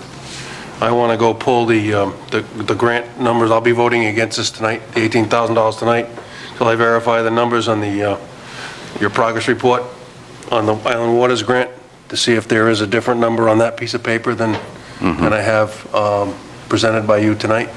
Yeah, and I would say that, to the best of my understanding, there was a difference between 57 and 53,000 based on the 53 being an estimate and 57 being the actuals. And I'm not going to beat you up over your budget because this isn't your budget, but there's a $4,000 differential in this budget in quarter 2 and 4. It said it was there and said it wasn't, and there's no reason why it's there. And having quarterly reports not stating why it was taken out, just, I don't want to see anymore. It just doesn't, the math doesn't add up, the math should add up. I'll be voting against this tonight, and because until I see the EPA report, I'm still against the 18,000. Mr. Gleason? Thank you, Mr. President. I would just want to backtrack here a little bit. I think we are not in the position to pick and choose when we use Robert's Rules of Orders, and by Ms. Ujifusa's own admission, who's very well versed in legalese, that we have not followed Robert's Rules of Order. I would prefer to see a motion on the floor from somebody else on the affirmative side of the previous vote, if anyone would care to make it. I personally will not be making it. And I think that we shouldn't pick and choose when we use Robert's Rules of Order and when we don't. I believe we are using Robert's Rules of Order, and I did not say that we are not following them in this case. I'm saying that we are, because we are voting on a motion that's based on new information. And I would disagree with you. Information that was not available at the last motion. So I believe we are We'll have to agree following. to disagree, Ms. Ujifusa. Understood. Anyone else? Yeah, I won't be voting for this either. This organization is nothing like the public library or the senior center. The difference is we have to fund our public library, and the Portsmouth Senior Center is the Portsmouth Senior Center. And AIPC says that they're representing us, and they're going to make decisions that are going to affect us. And that's the bottom line. And I can't get past this grant. I can't get past that we never saw this grant. I can't get past that no one's read this grant. I've read it. It concerns me. There is no free money. As much as people want to say there's free money, there isn't free money. Money comes with strings. As far as reporting and adjustments, I'm a bookkeeper. I'm sorry, these numbers are different, and we don't make adjustments. The numbers are the numbers. I mean, they're either there or they're not. That's the one thing about numbers. They don't lie. They're there or they're not.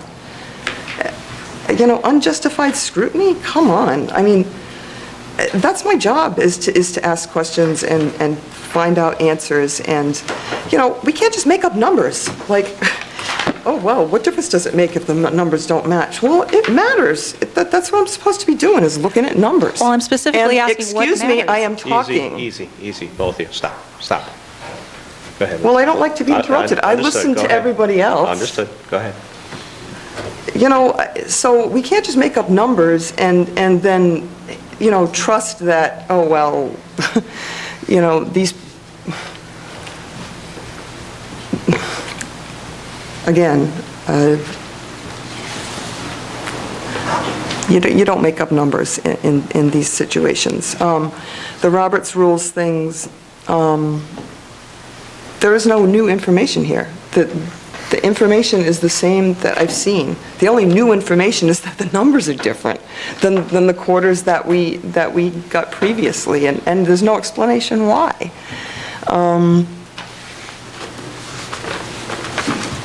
Again, I just, this grant, I really wish that AIPC had come forward and talked with us about the grant.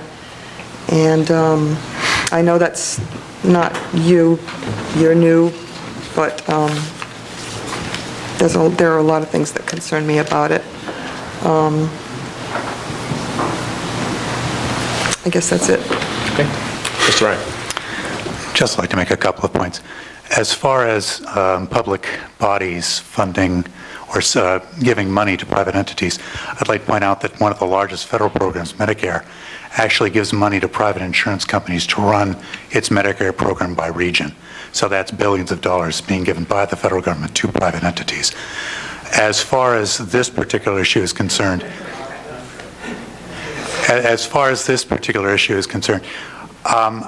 we are one of 3 communities on Aquidneck Island. The other 2 have made the decision to continue their good faith funding of this effort and to not follow their example and yet expect to be treated equally seems slightly, well, maybe not dishonest, but certainly a little strange that we are expecting to be treated equally even though we are not making the same commitment to the organization that they are. Finally, we do have some influence on the organization, given the fact that we do appoint Portsmouth residents to sit on the board. And finally, we don't have the capacity to write these large grants to get these kind of funds. We just don't have the staff to do it. AIPC does. And the fact that we are able to benefit from their grant writing, and it seems that the returns on the investment we make are quite large. I don't see a rational reason not to continue to cooperate with them. Thank you. Suji Fusa. I would just like to correct a mischaracterization of what I said. I did not say that number differences did not make a difference. I was saying that they don't seem to have meaningful effect in this situation with the differences that have been identified in this case. In fact, Mr. Kessin himself used the phrase, numbers are off by a little. And if numbers are off, what I'm saying is that I have yet to hear what effect these differences have. So what meaning do these differences have for the town? That's what I'm waiting to hear. And I have not heard that. Okay. Mr. President. Mr. Gleason, go ahead. I think for me, just a note is that I haven't felt any real compelling trust with AIPC since Tina Dolan left. Not a reflection on yourself. I hope things are going to turn around. And the only way I would consider approving this is in the fashion that our council president has stated he thought was the way to go, by meeting milestones, whether it be dates for reports, so we get what you tell us we're going to get, or commitments on dollar amounts spent to that nature. But with the current motion on the floor, I won't be supporting this. Can I just ask a question? Mr. Shea, Could you tell us what effect the delay of the $18,000 being released would have on your grant applications? Well, I think it would impact us because it would show a lack of regional commitment, which again is a big factor when we make new grant applications in terms of our favorability to grant makers. As you mentioned, that's always been a big factor, and that's one advantage we have.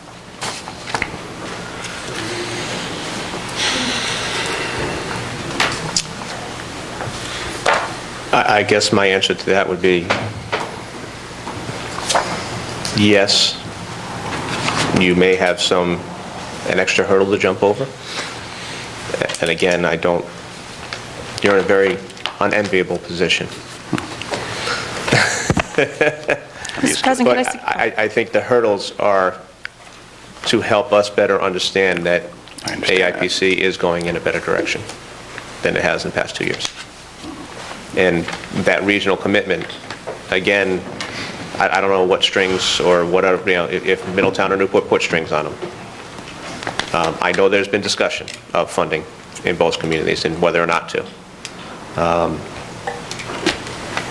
And I have talked to other counselors. I've talked to other members of the IAPC board from Newport and Middletown. They feel a change since the change of yourself and Mr. Ardita. But I still need to see that happen in front of my own eyes. Trust is earned. Yep. Mr. President, can I suggest that we release the money and with the stipulation that if they do not make their first milestone, that we withhold the money at that point? I think we withhold the money until April 1st, and they have to meet those, there's essentially 4 milestones. They have to, 3 milestones, sorry. You've hit one today. Well, I guess you hit it back on the 14th. You produced the information that was requested of you.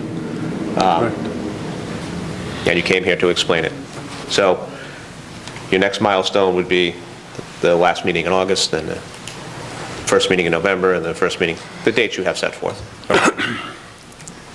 The August one, you'll have to have the 2018 trunkified annual report. And then you'll have to have, that's like every piece of apparatus we have in the fire department. Wow. And then you would have to have first quarter report in November, and the second quarter report would come in February.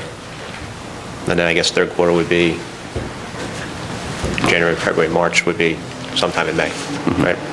Okay. Wow. All right, so the motion, technically the motion on the floor right now is just to fund the IPC, $18,000. And that's it, flat. For the budget for FY19? For FY19, yes. 18 is already in.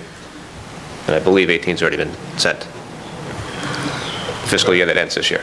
That ends June 30, 18. So this is to put the money into which we have to find a place to pull it from. I know you made a motion, or you tried to amend your motion, but I do not believe it was seconded, so. I would like to see the stipulations of April 1st and hitting those milestones added to the motion, if you could. I guess I could make that a motion to amend the main motion to include the milestones that I've listed out of August 27th. I'm going to have to ask you, Madam Clerk, that those are our actual dates, right? I'm sorry, I don't have a calendar in front of me. Yes. So August 27th, November 12th. It'll be November 13th. 13th, because it's Veterans Day. So it'll be the 13th, that'd be that Tuesday. And then February, the first meeting in February, which would probably be around the It would be the 11th. 11th of February. And that's triggering payments in April? April 1st. That would still have to be voted on by the council, whoever happens to be sitting up here come November 7th. Is that when the election is this year? Could be part of this motion. So, well, that the money would only be released if those milestones were hit. Right. We just assign a date, and the council could change that date. Would you agree to that as part of your amendment? That's fine, absolutely. Is there a second to that? I would second that. The amendment. The amendment. The amendment. To the main motion, which is okay. All those in favor of the amendment? Aye. Aye. Opposed? Motion passes 5-2. Now, all those in favor of the motion as amended? Aye. Aye. Opposed? Motion passes 5-2. You have your hurdles, your hoops, and 1 or 2 may be on fire. Yeah, I'm used to it, but thank you, I appreciate it, Please Councilors. continue to update us. If you're looking to make other grants that may bind this town, please come to us and explain them to us. I will, if possible, if they are competitive grants that you can't divulge information on, I can see if there's a way to do it in executive session, but, there has to be a rule underneath Rhode Island general law for us to go into executive session. Yeah, and then obviously council members should always feel free to come to us with any specific financial questions or any others they have as well, so we know that we're answering what you need to know. Yep. Yes, they can for general information, but if it's something that the entire council should know, it should be asked through the councils that we all know, if that makes sense. I got one more question. Okay. I understand the BMP designs, at least by Faust O'Neill, have concepts on the walls. Is it possible to see, just walk in and see those? I believe so, yes. As I said, I had offered that we could perhaps have Fuss and O'Neill come in and brief the council. I wouldn't mind that- just dropping in and seeing what they are. Okay, I'm sure that we can arrange that. And the second thing is, you're convinced that the 57,000 that you reported is not going to be what I'm going to find on the EPA page? That was my recollection, but I can't say that with certainty. I don't know if, Allison, you want to add to that? Thank you. Thank you. Thank you, folks. On to old business number one. Lisa, you're first. Two, sorry, old business number two. Your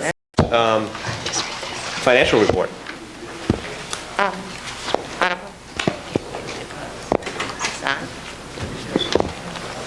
Honorable Council attaches a budget update for April 2018. This update represents 83% of the current fiscal year. Overall revenues are ahead of where we were last year's budget projection. Expenditures are at budget projection. Yeah, you got to really speak right into that thing for it to hear, but it's okay.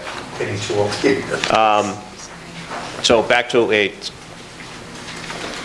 I'm really not sure how I got folded into that conversation, but back to the chief retiring. Just looking for money for the F-19 budget.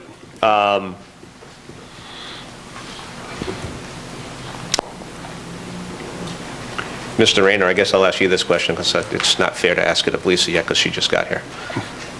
You're comfortable we're still going to finish the year? Can't. We're at 100% now. Right now, obviously, I'll be meeting with the finance director over the next 2 weeks. There will probably be some departments that will have to be augmented from departments that are under budget. We'll be making that recommendation to the council probably at the next meeting. But right now, I'm confident that we'll end the fiscal year on budget. With regard to Chief Cranston, I think Councilor Kessin brings up an interesting point, and I'll be discussing this with the finance director, or the finance and the HR director tomorrow. And no other surprise retirements coming up that you're aware of? You never know. I don't ask the question. That one was a surprise, so I don't think so. None that I know of. Thankfully, Chief Lee was on vacation today, so he didn't have to deal with the... that might have sent him over the edge. He was fully informed. Yeah. Any questions for Lisa or Mr. Of Rayner? course. Yes, Mr. Kessin. My spreadsheet. So, based on the financial report, I'm looking at see that spreadsheet. I know. Much bigger than your normal ones. There's not much to put on it. It's the same questions I had last month on police overtime and fire overtime. I've looked at the budget, I've looked at what it was allocated, I looked at the actuals, and then you have a second column, which I don't think I've seen before, other pay. And if you could enlighten to me to what that means? I think other pays are stipends, car allowances. So is that going to get used against the overtime? Because here's the problem I see. Well, it's just wages and overtime. So what I didn't know was whether we're minus $43,610 in the hole in police overtime, or we had $155,617 because we were using salaries from offices that weren't here, because I didn't understand what other pays meant. Other pays, they get paid for going to school, that they go back to... Yeah, it's all of that. The education, it's this page right here. It's education, there's detail pays, some details that the town has to pay. Generally, those are picked up by contractors, as you know. So are those monies already expended? Yeah, these are years to date. This is year to date right now, as of the end of April. So I have the budget actual at minus 43K in round numbers. And if the other pays are already expenditures, not monies expended, then the overtime for the police department is minus 155. So you would add that together, you mean? Yeah, you add that to the actuals and the other pays together, and you come up subtract that from what we budgeted, the 279.70, and come up with Because the other pay $155,000. wasn't in the budget. The other pay's in the budget. It was in the budget. But I don't know if it's an expense, or right now it's still a revenue. So Are I'm you- trying to find out if other Okay, pays. Which page? You're looking here at page, well, I'm going to say page 4. It's page, Yeah, that one, it's thank you. page 4, right. Yeah. Okay. When I get to police, there's 112,261. Yep. Is that really a revenue or an expense today? That's an expense. That's an expense, sir. That's an expense, But so, those are all expenses. Yeah, they have to be expensive. Their wages. so that means that we're in 155,617 over budget, or over, including, Well, yeah, but summarize all the you're within overtime? the same department, so if you look all the way to the right, they're at 76% of all wages and overtime, so, and the expenditure to date should be about 83%. And that's because we don't have those spots filled, so we're going to use... It may be that salaries from one- there were some, there were some departures, so you bring in junior personnel, they're not making as much, Okay. so on and so forth. Okay, same thing in police and the fire? Correct. And DBW.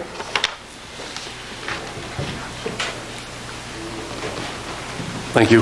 The second thing is on a revenue side, and on my spreadsheet it's blue, it's supposed to be green because revenue is green. We seem like we're falling short again on the ambulance revenue. And the chief's not here because he retired, so we probably don't have an answer for that. I'll give them the benefit of the doubt that they had a busy day. It looked like the fire trucks were like the high school today. They were, yeah, so he's asked not to be here, but I can get you an answer on that tomorrow. Do they report quarterly or monthly to us? Yeah, I believe this is a timing issue, so, like I say, let me get back to you tomorrow. I want to talk to Mike and make sure I have the answer straight. Yeah, I mean, it looks like we're falling behind in our revenue projection, right in line with last year. Thank you very much, Mr. President. Sure. Anybody else have any questions? And I got one more. Can you give us the number separately, what Mike's going to cost us in HR? Because right now, we're at 100%, so his severance and, because we're going to have to find that money also, right? Yep. Any other questions? Have a motion to receive and place on file? So moved. Second. All those in favor? Aye. Opposed? Motion passes 7-0. Next up, we have new business number 2, discussion action, Brown House special event request. Mrs. Bulk's not here.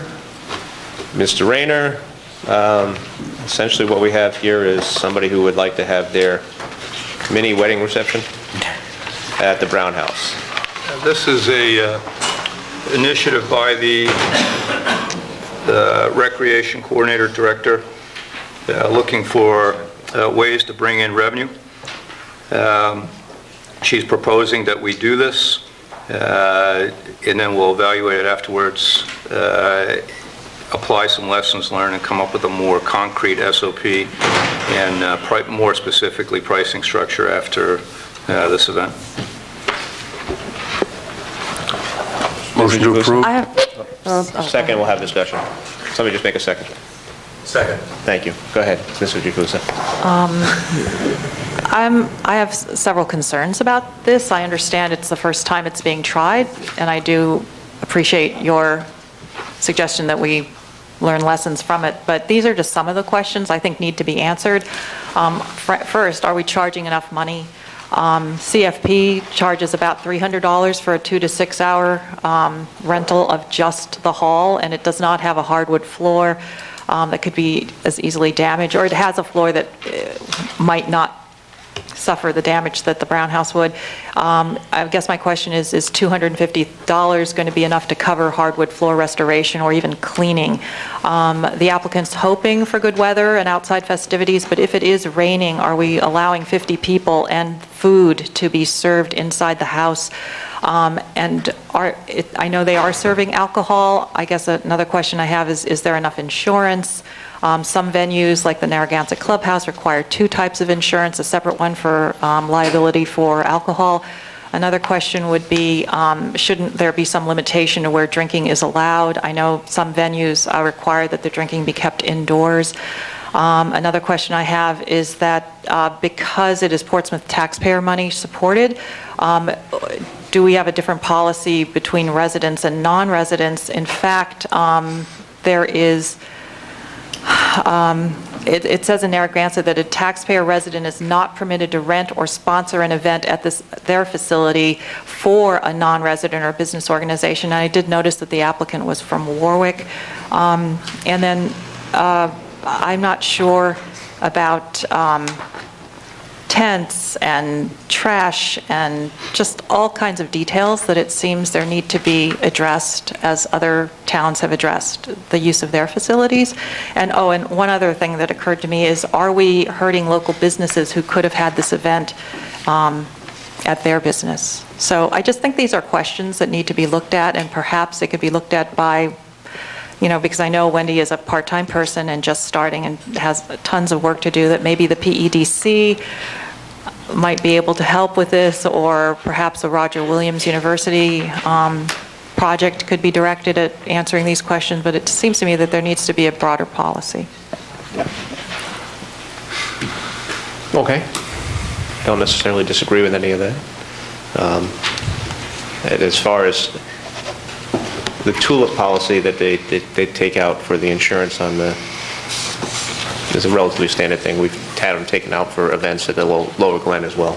Right, but for some reason, like the Glen Manor House does not allow a cash bar, and I don't even know why. It just says that in their contract. So, and these guys are asking for a cash bar, so I'm just wondering, is that an issue? And also, insurance that I've looked at for other venues seems to be per incident.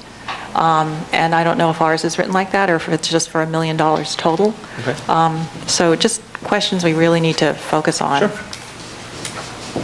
I commend Wendy for trying to think of ways to make some money. Understood. So yep.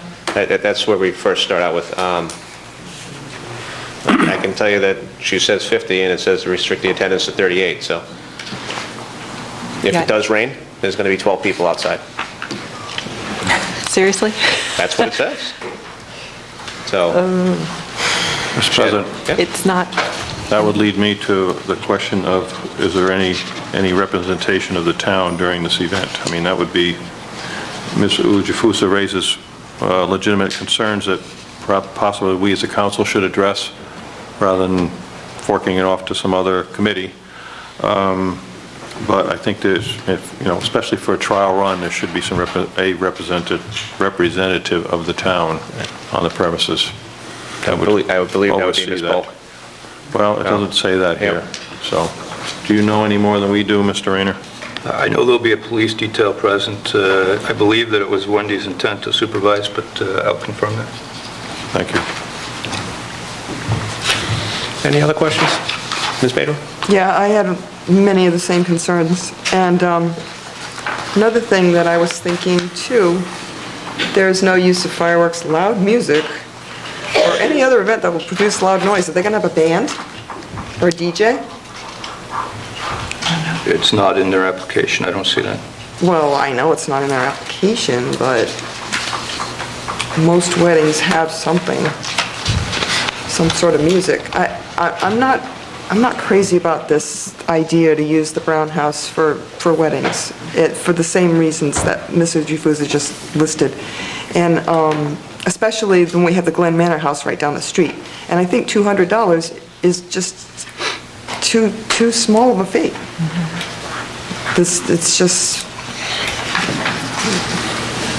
originally this Brown House was supposed to be renovated so that the public could use it for meetings and that type of thing. And this is just not what I had thought where we were going to go with this at all.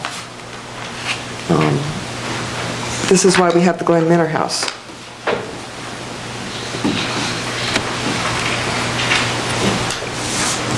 So, I really can't see that if it rains, That was another thing I noticed, 50 adults. It says clearly 38.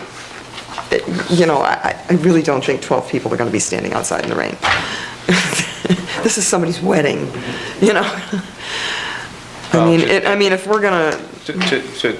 In all fairness, it's a reception well after their wedding. I believe these two got married back in January or December of last year. Okay, it's a wedding reception then. Yes. It's a wedding celebration, yeah. There you go. Celebration. There you go, wedding celebration.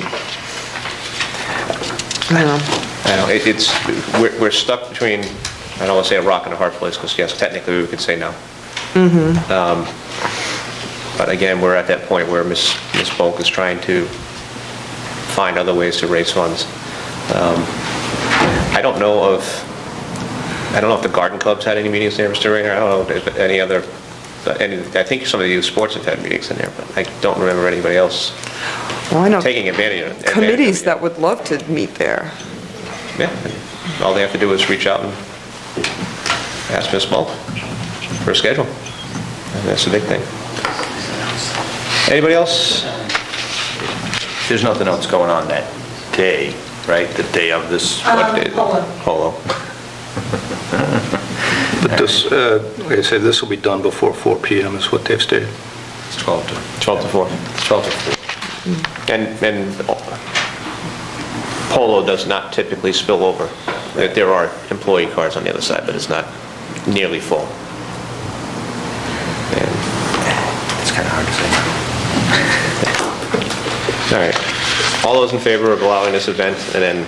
Was there a motion? Yes. Oh, okay. Yeah, I made him a motion. I thought it was great that... did. I thought it was, yeah, it was. I thought it was great that Ms. Bulk tried to find another funding source. To Ms. Ujifusha's point, we do compete weekly against businesses in town with the Manor House.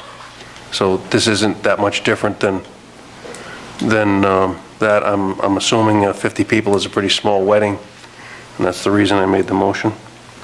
I do have concerns that the amount that we're going to make might not be enough to cover our costs, but hopefully that the insurance fee, if something happened, would cover it, that they purchased. But somehow that facility needs to generate some income, and to have Mrs. Bulk reach out and do this as a first event, I think is pretty innovative, and I would support this motion. Okay. All those in favor? It might only be one. All those in favor? Aye. Opposed? Motion passes 6-1. Okay. New business number 3. There she is. Mrs. Miller, I've been sitting there patiently, listening to everything else this evening. It's all right, I'm hoping I'll be a lot quicker than everybody else. Bringing the dog park committee back from the dead. No, we're not, that was a planning committee that died. We've been operating for over a year. I just totaled it up today. We're slightly over 22,000 dog visits in 13 months. So we need an operating committee. So my suggestion was, oops, don't tell me I didn't bring that paper with me.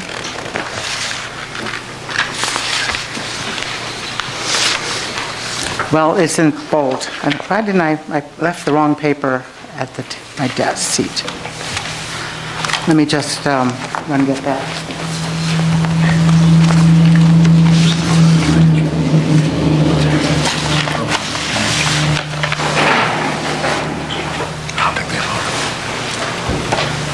So I'm requesting that we form a committee that's entitled either Dog Park Committee or Dog Park Operating Committee.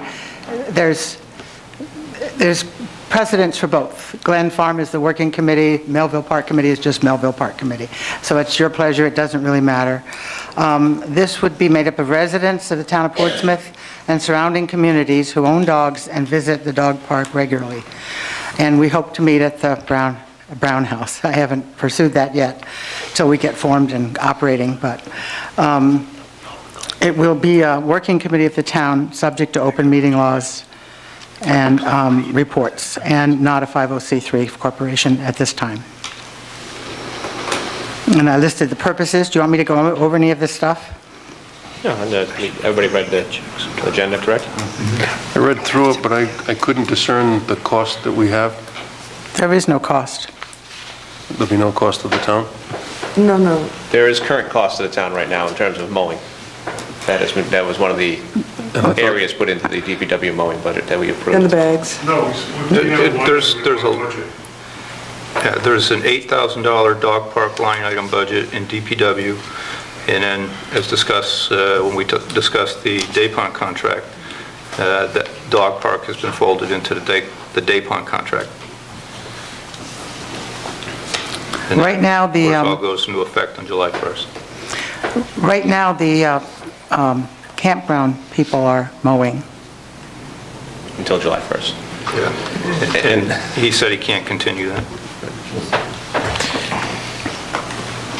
It's too bad because the new contractors are doing a good job. Well, the purpose of this committee, there's a lot of day-to-day work at the dog park. It's a very labor-intensive facility. The general purpose would be to advise Public Works regarding maintenance issues, and they have been very kind this year to do quite a few things that came up and needed to be done.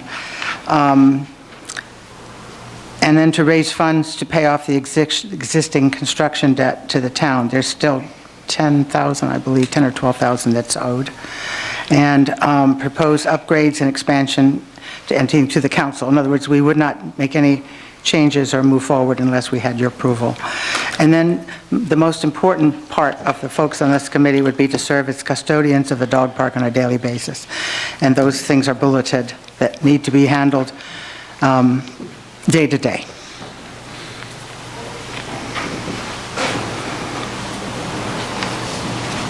Any discussion by the council and/or a motion to form a committee or not? Motion to form the dog park operating committee? Is that what we're calling it, operating committee? Well, whatever, like she said, whatever you want to call it. That's fine. I just threw something out there. Second. Just a couple questions. Bunny, do you have any people who volunteered to be on the committee yet? I have about 5 or 6 right now but then I haven't opened it up. I have not published it on our Facebook page, on the website, or on the bulletin board there, which I will do once the committee's formed. So I expect that there will be, right now I have 3 men and 3 women. I will not be chair of this committee, by the way. It's time for me to just keep hauling water and emptying waste baskets and taking everything. Hauling water. And that I do.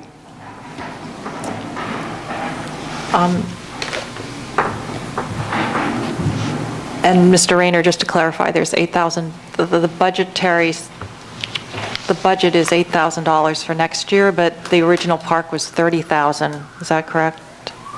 And there's They have 18,000, there's 18,000, we'll round it off, $19,000 in the account, which leaves amount due to the town, just a little over $11,000. And there's 400 in our PayPal account that I have not transferred yet. The total cost of the dog park, the total cost with all the amenities was $120,214. Right. Of which... Your big grant from the Van Burens, right? Well, that and... That was about half, yeah. All the grants, we had a number of them. We have a plan for raising the funds.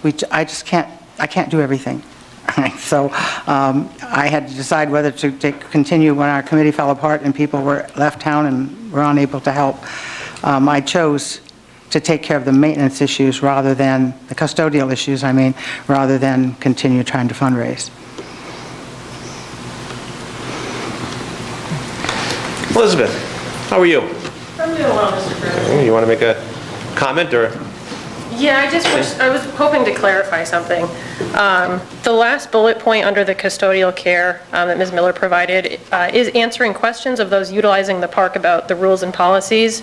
I was just hoping to definitively separate enforcement from the custodial duties, and if possible, to have that particular bullet removed from their list of custodial care responsibilities. Being that's your job. Yes. Okay. That sounds reasonable to me. Ms. Bader, okay. Well, the only thing is, you're not there all the time. I realize that.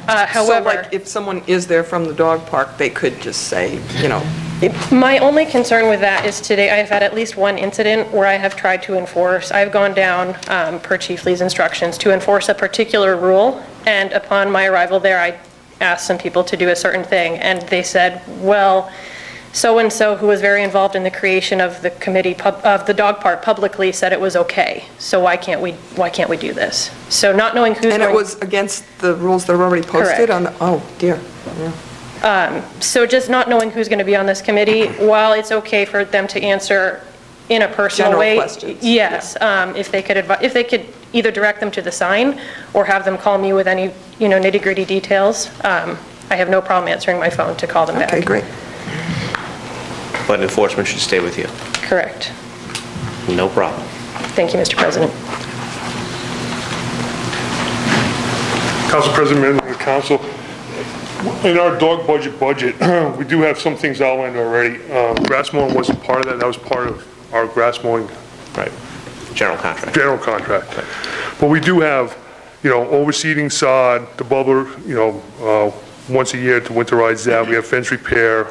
We also have, the mutt mitts and then tree maintenance too. That's part of all that $8,000. So I just want to let everyone know that that's just not grass mowing. There's other stuff that's associated with that too. Grass growing. Grass growing. Growing would be good. And then I also have one other comment too. The surrounding communities too. Yeah, I mean, Bunny's great. I mean, but Bunny lives in Portsmouth. But if we have somebody that lives in Newport trying to tell how to run the Portsmouth dog park, I think that can be kind of like an issue, especially with us, especially with Public Works. So you'd like to keep the committee, or at least the chairperson, to Portsmouth residents? I like that. Yeah, Portsmouth. And I have a question. The committee's, the first line is the general purpose will be to advise the DPW regarding maintenance issues. Do you feel that might become an issue? That is kind of an issue too. I would request that committees are advisory in nature to you, the council. Committees should not be telling town departments what to do, so I know it's a matter of semantics. I think I understand what Bunny's trying to do. They can inform the Department of Public Works of required maintenance issues. Like Bunny said before, like there's a sinkhole over here, Brian, can we fill a sinkhole? I mean, we don't have a problem going out and doing that. We get a new fence, he puts the fence in, that's what I meant. But it should really go through the town administrator or through the council, to direct Public Works. If there's something major that you can't handle on your day-to-day basis, yes. It should go to the town administrator, and it should come to us to say, hey, we need to expend a sum of money to fix something or do something at the park. I think you and Mr. Rayner can use your best judgment as to what that We is. don't have so much money allocated for this Right. year's Right. budget. Yep. Which is a whole lot more than was allocated for this current year. It has been, I have been buying bags and waste products and hardware items out of volunteer donations, and it's been very difficult. And some areas are falling apart, literally. So, but I would think that the chairperson would be the person, not just any person on the committee, that would deal with the town officials. Yep, that would make sense. All right, there's a motion and a second to form a dog park operating committee. Of Portsmouth? I think it should be a majority of Portsmouth residents. Well, the applications are going to come before us, Yeah. and we will approve them as they come in. Okay. So if someone's from Newport, we can I reject can it. single out one person who does a very, very good job at the Melville Park who's not a Portsmouth resident, and Mr. Ed Rizzi. Well, again, we appoint people to the committees, Right. so we can decide when they come before us. Sure. Well, I can tell you that some of the most generous and helpful people, and I mean physically helpful and generous financially handing me money, have been from other communities. Not Tiverton or way off, but Middletown, Newport, and, Sure. Well, actually Tiverton's one of them, so. But I mean, there's The park is primarily used by Portsmouth residents. It's an interesting place. Kind of like the TV show Cheers, where everybody knows your name. Well, here, everybody knows your dog's name. And if you ever check our Facebook page, the folks make comments all the time how wonderful the folks are there. People really depend on having a place, not just for their dogs, but for themselves. Sure. So, and then once the committee's formed, you'll form your mission statement and bylaws, and you'll present that to the council, and then we can decide if... She will, the chairperson will. I'm not going to be the chairperson. She's already turned the job down. The committee will... Yes. I will come in... The committee will bring the... Yes. Yeah, Yes. and then we can decide on these things. Yep. Yep, okay. I may or may not, come back with we have all the names and the things. Absolutely. But I'm planning to stay on the committee at least for a while for liaison, because my experience is extensive. Sure. Okay, and I just wanted to point out that we were not trying to, when there's a problem, we do call the dog officer. We're not trying to do any enforcement. It's mostly questions about age of the dog and spaying and neutering, things like that, that they ask someone that's on the committee questions. Could I just amend your motion then to make sure that the concerns raised by staff about the last bullet being clear, that it does not involve enforcement? Well, we can take that out we can take that out from the bylaws. It doesn't say enforcement. The mission statement comes in that way. This doesn't set up the bylaws, so once the committee is formed, they come back with their bylaws and mission statement, and we clean that up. Yeah. You're not vote. This is just the rationale for the committee. All you're voting on is what's on top in the large print. Okay. All those in favor of starting the committee? Aye. Aye. Opposed? Motion passes 7-0. Good luck, Bunny, again. Thank you. Correspondence, we have the quarterly report from the Portsmouth Water and Fire District. Motion to receive and place on file. Second. All those in favor? Aye. Aye. Opposed? Motion passes 7-0. Future meetings, we have June 11th, which is a normal town council meeting, then the budget hearing on the 13th, normal town council meeting with final budget adoption on the 25th, and then the July 9th meeting here. We touched on this a little earlier about our normal summer break. If it doesn't bother the rest of the council, I'd like to do that the first meeting of August. So have we scheduled a meeting with Prudence Island? We have not yet. We haven't found any major issues other than having the reserve officer. Well, we'll find them if you we build ask. it, they'll come. Well, we can ask Hap if there are enough issues for us to go over there that last Saturday in July, when we usually do it. Last Saturday in July. Well, it doesn't have to be that last Saturday. He may suggest another date. I'll be out of town. Depending on clam bakes I'll and be out all of that town other stuff. that meeting, I'm pretty sure. That's what I don't know. So what are you proposing? What date? Taking the first week of August off, which we usually have on a Tuesday anyways, because it always falls on Victory over Japan Day. That would be the 6th? No, that would be the 14th. Well, 14th. I don't know. So the last Saturday in July is Prudence? Not necessarily. They're I trying just to threw that figure out that there, because we usually go out there sometime in July. It could be the second Saturday in July, it could be the third Saturday in July. I mean, Paul, you're out of town the last Saturday in July. Liz, I just texted my wife to find out where I am. Mr. President, can we table this till the next meeting so we can have a chance to look at our calendars? and we'll send an email to Hap and ask them if there are issues that they need us to come out there for. Okay?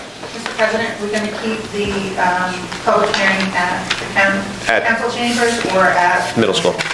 Middle school. Middle school? For the public hearing. Do we really need, last time there was hardly any room? Yeah, it's a procedural thing with the school committee. They don't like to sit up here with us, and they don't want to sit out there either. So they like to have their own side of the table. Okay. Are they going to fix the audio? I hope so. If not, we'll do it on the baseball field, because we just had new speakers donated there. I hope they have new audio. Any other business? So we will take the first meeting in August off, which would have been the 14th, I tried to say. So we're only meeting in August. Definitely doing that? Wait, I thought we were, I just, yeah, You want to check your schedule, too? Yeah, I want to I've already check. checked my schedule. I want that day off. I know you do. Let Kevin run the meeting then. Hey, wait a minute, whoa, let's not get crazy. I just want to Okay. check with family Fine. reunion plans. Sure. Motion to adjourn? Seconded. All those in favor? Aye. Opposed? Motion passes